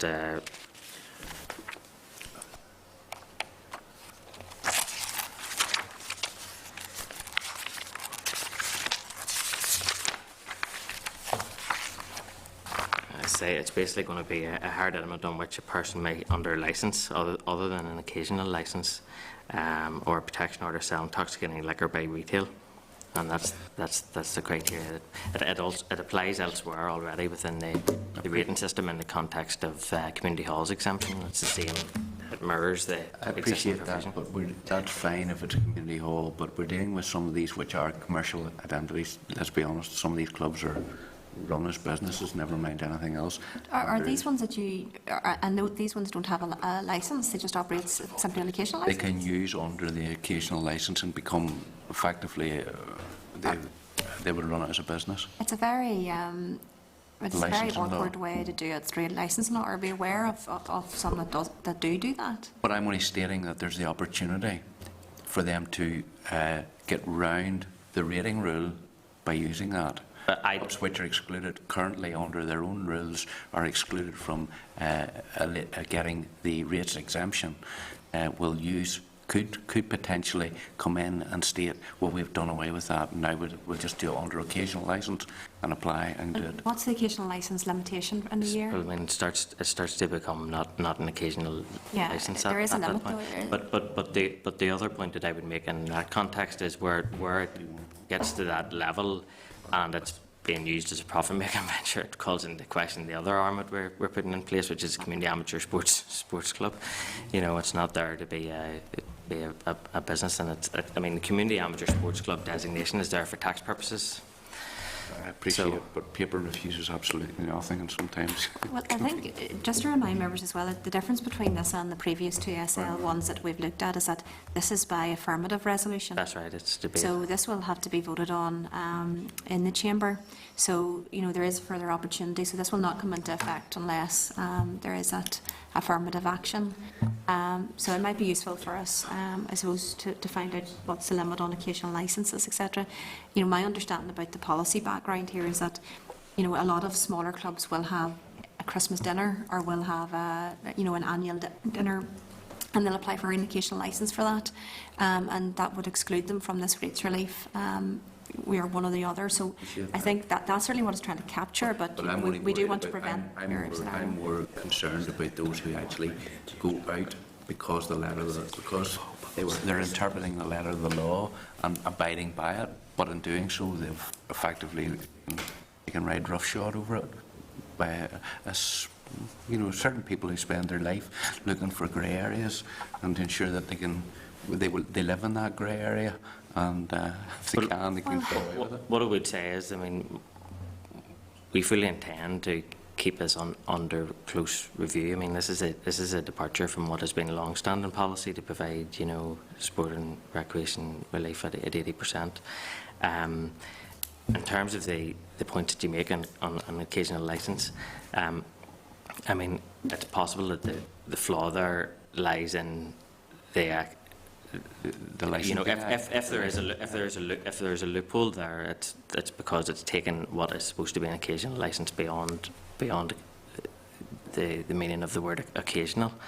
As the chair said, the point of the at the time was that we would make an allowance for those that would be very rarely doing that type of thing. As I say, it already exists. That terminology exists within the community hall exemption that applies for the within the rating system, and it was deliberately used so that it would mirror. There would be a replication of that provision. I think, I mean, this is the point. I mean, this was all put forward on whenever the primary legislation was being put forward too. And as I say, I think I'm right in saying that the previous minister, Mervyn Story, when he was on the floor of the Assembly, had said that this is the starting point. You know, we'll look at this further. It can be an evolving policy, but this is to get it up and running in line with what everybody seemed to be broadly content with. I would just like some clarification on what is termed how many educational licences can be issued on one application on one venue. Okay, well on that basis, do members prefer that we reschedule this SL1 to next week's committee meeting, and we find out how many educational licences that can be applied for in 1 year, and perhaps then have a think about whether or not we want to. As I said, it's affirmative resolution in any event, so you know it's not a case that if we agree it, then. Well, I don't see it as creating a problem if we get just clarification. Yeah, it's only for my own, because I'm one of these people that are very sceptical of what I'm told sometimes with people. So, well, I would appreciate it, because I'd like to go back. One of the representatives of the proprietary-owned golf clubs was a personal friend of mine. I'd like to go back and just consult him as to what impact he thinks this was going to have on a very beleaguered, and it's got to the stage that one club has recently closed down simply because it could not bear the rates, and it could create an even more uneven play field for that sector, and there's only 28 of them and they're all struggling. So a week's adjournment will be very good. Just taking a quick look on the website, like it does appear that you have a number of options with occasional licences, but the maximum that you can get is 14 in any 12-month period. So if that is the case, perhaps that puts people's minds a little bit more, and that is that's an unusual one. The more usual one is just 6, maximum of 6 over the course of any 12-month period. I could just come back on Mr. Wells's point as well about the clubs that you refer to wrote in to the consultation, and they're in the consultation report, and their views are noted clearly in the consultation report alongside those of the hospitality sector. But what you did say was significant is that you're going to come back to look at their cause. In the context of the wider non-domestic rating review, yes. That's good news. That's right, obviously, they don't yet know what that's going to produce. There will be quite a bit of dialogue between the clubs that you refer to and our office with regards to a range of issues, but that's one that we would have an ongoing discussion with them about, you know. So it's not unknown to us, is the point that I'm making, you know. Okay. Happy enough, yeah. Okay, so the members content that we simply reschedule this for next week, and we have a ponder of it over the course of next week. Okay, thank you very much. I'm not sure, do members feel that they may want the official to come along again next week, or? Yeah. Absolutely.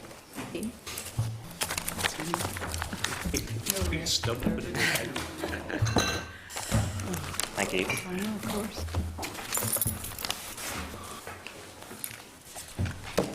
Okay, just then, looking at our forward work programme, just refer members to the papers in their packet, pages 537 to 541, and briefly noting the clerk and the outcome of the strategic planning session on pages 11 to 15 of the table pack. Just referring to the budget process, I'd remind members that, as stated earlier, the Minister is minded to bring forward a one-year budget for 2017-2018. Are members content that we forward the letter from the Minister to all statutory committees and the Audit Committee for information requested when responding to the respective departments? They copy that to this department, to this committee. Okay. Ask members so I'd ask members, are that you content to ask the statutory committees to forward copies of departmental restructured baselines to this committee to assist the committee in coordinating the statutory committee response to the budget? Yes. Okay.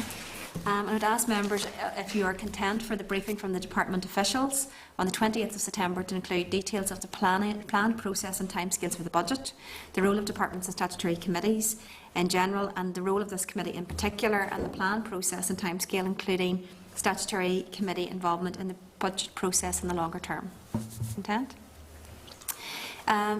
Just want to raise an issue in relation to HMRC and the consultation on corporation tax. If you recall, the committee had invited HMRC to speak to the draft technical guidance as well as the wider implementation of the Northern Ireland corporation tax issue.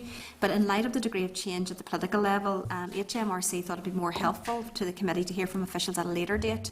And presuming that this is because we're not entirely clear how Treasury then will look at bringing forward some of the principles of the source judgment into the ask or the cost of corporation tax for us now. Are members content that the invitation be extended to the 19th of October? Okay.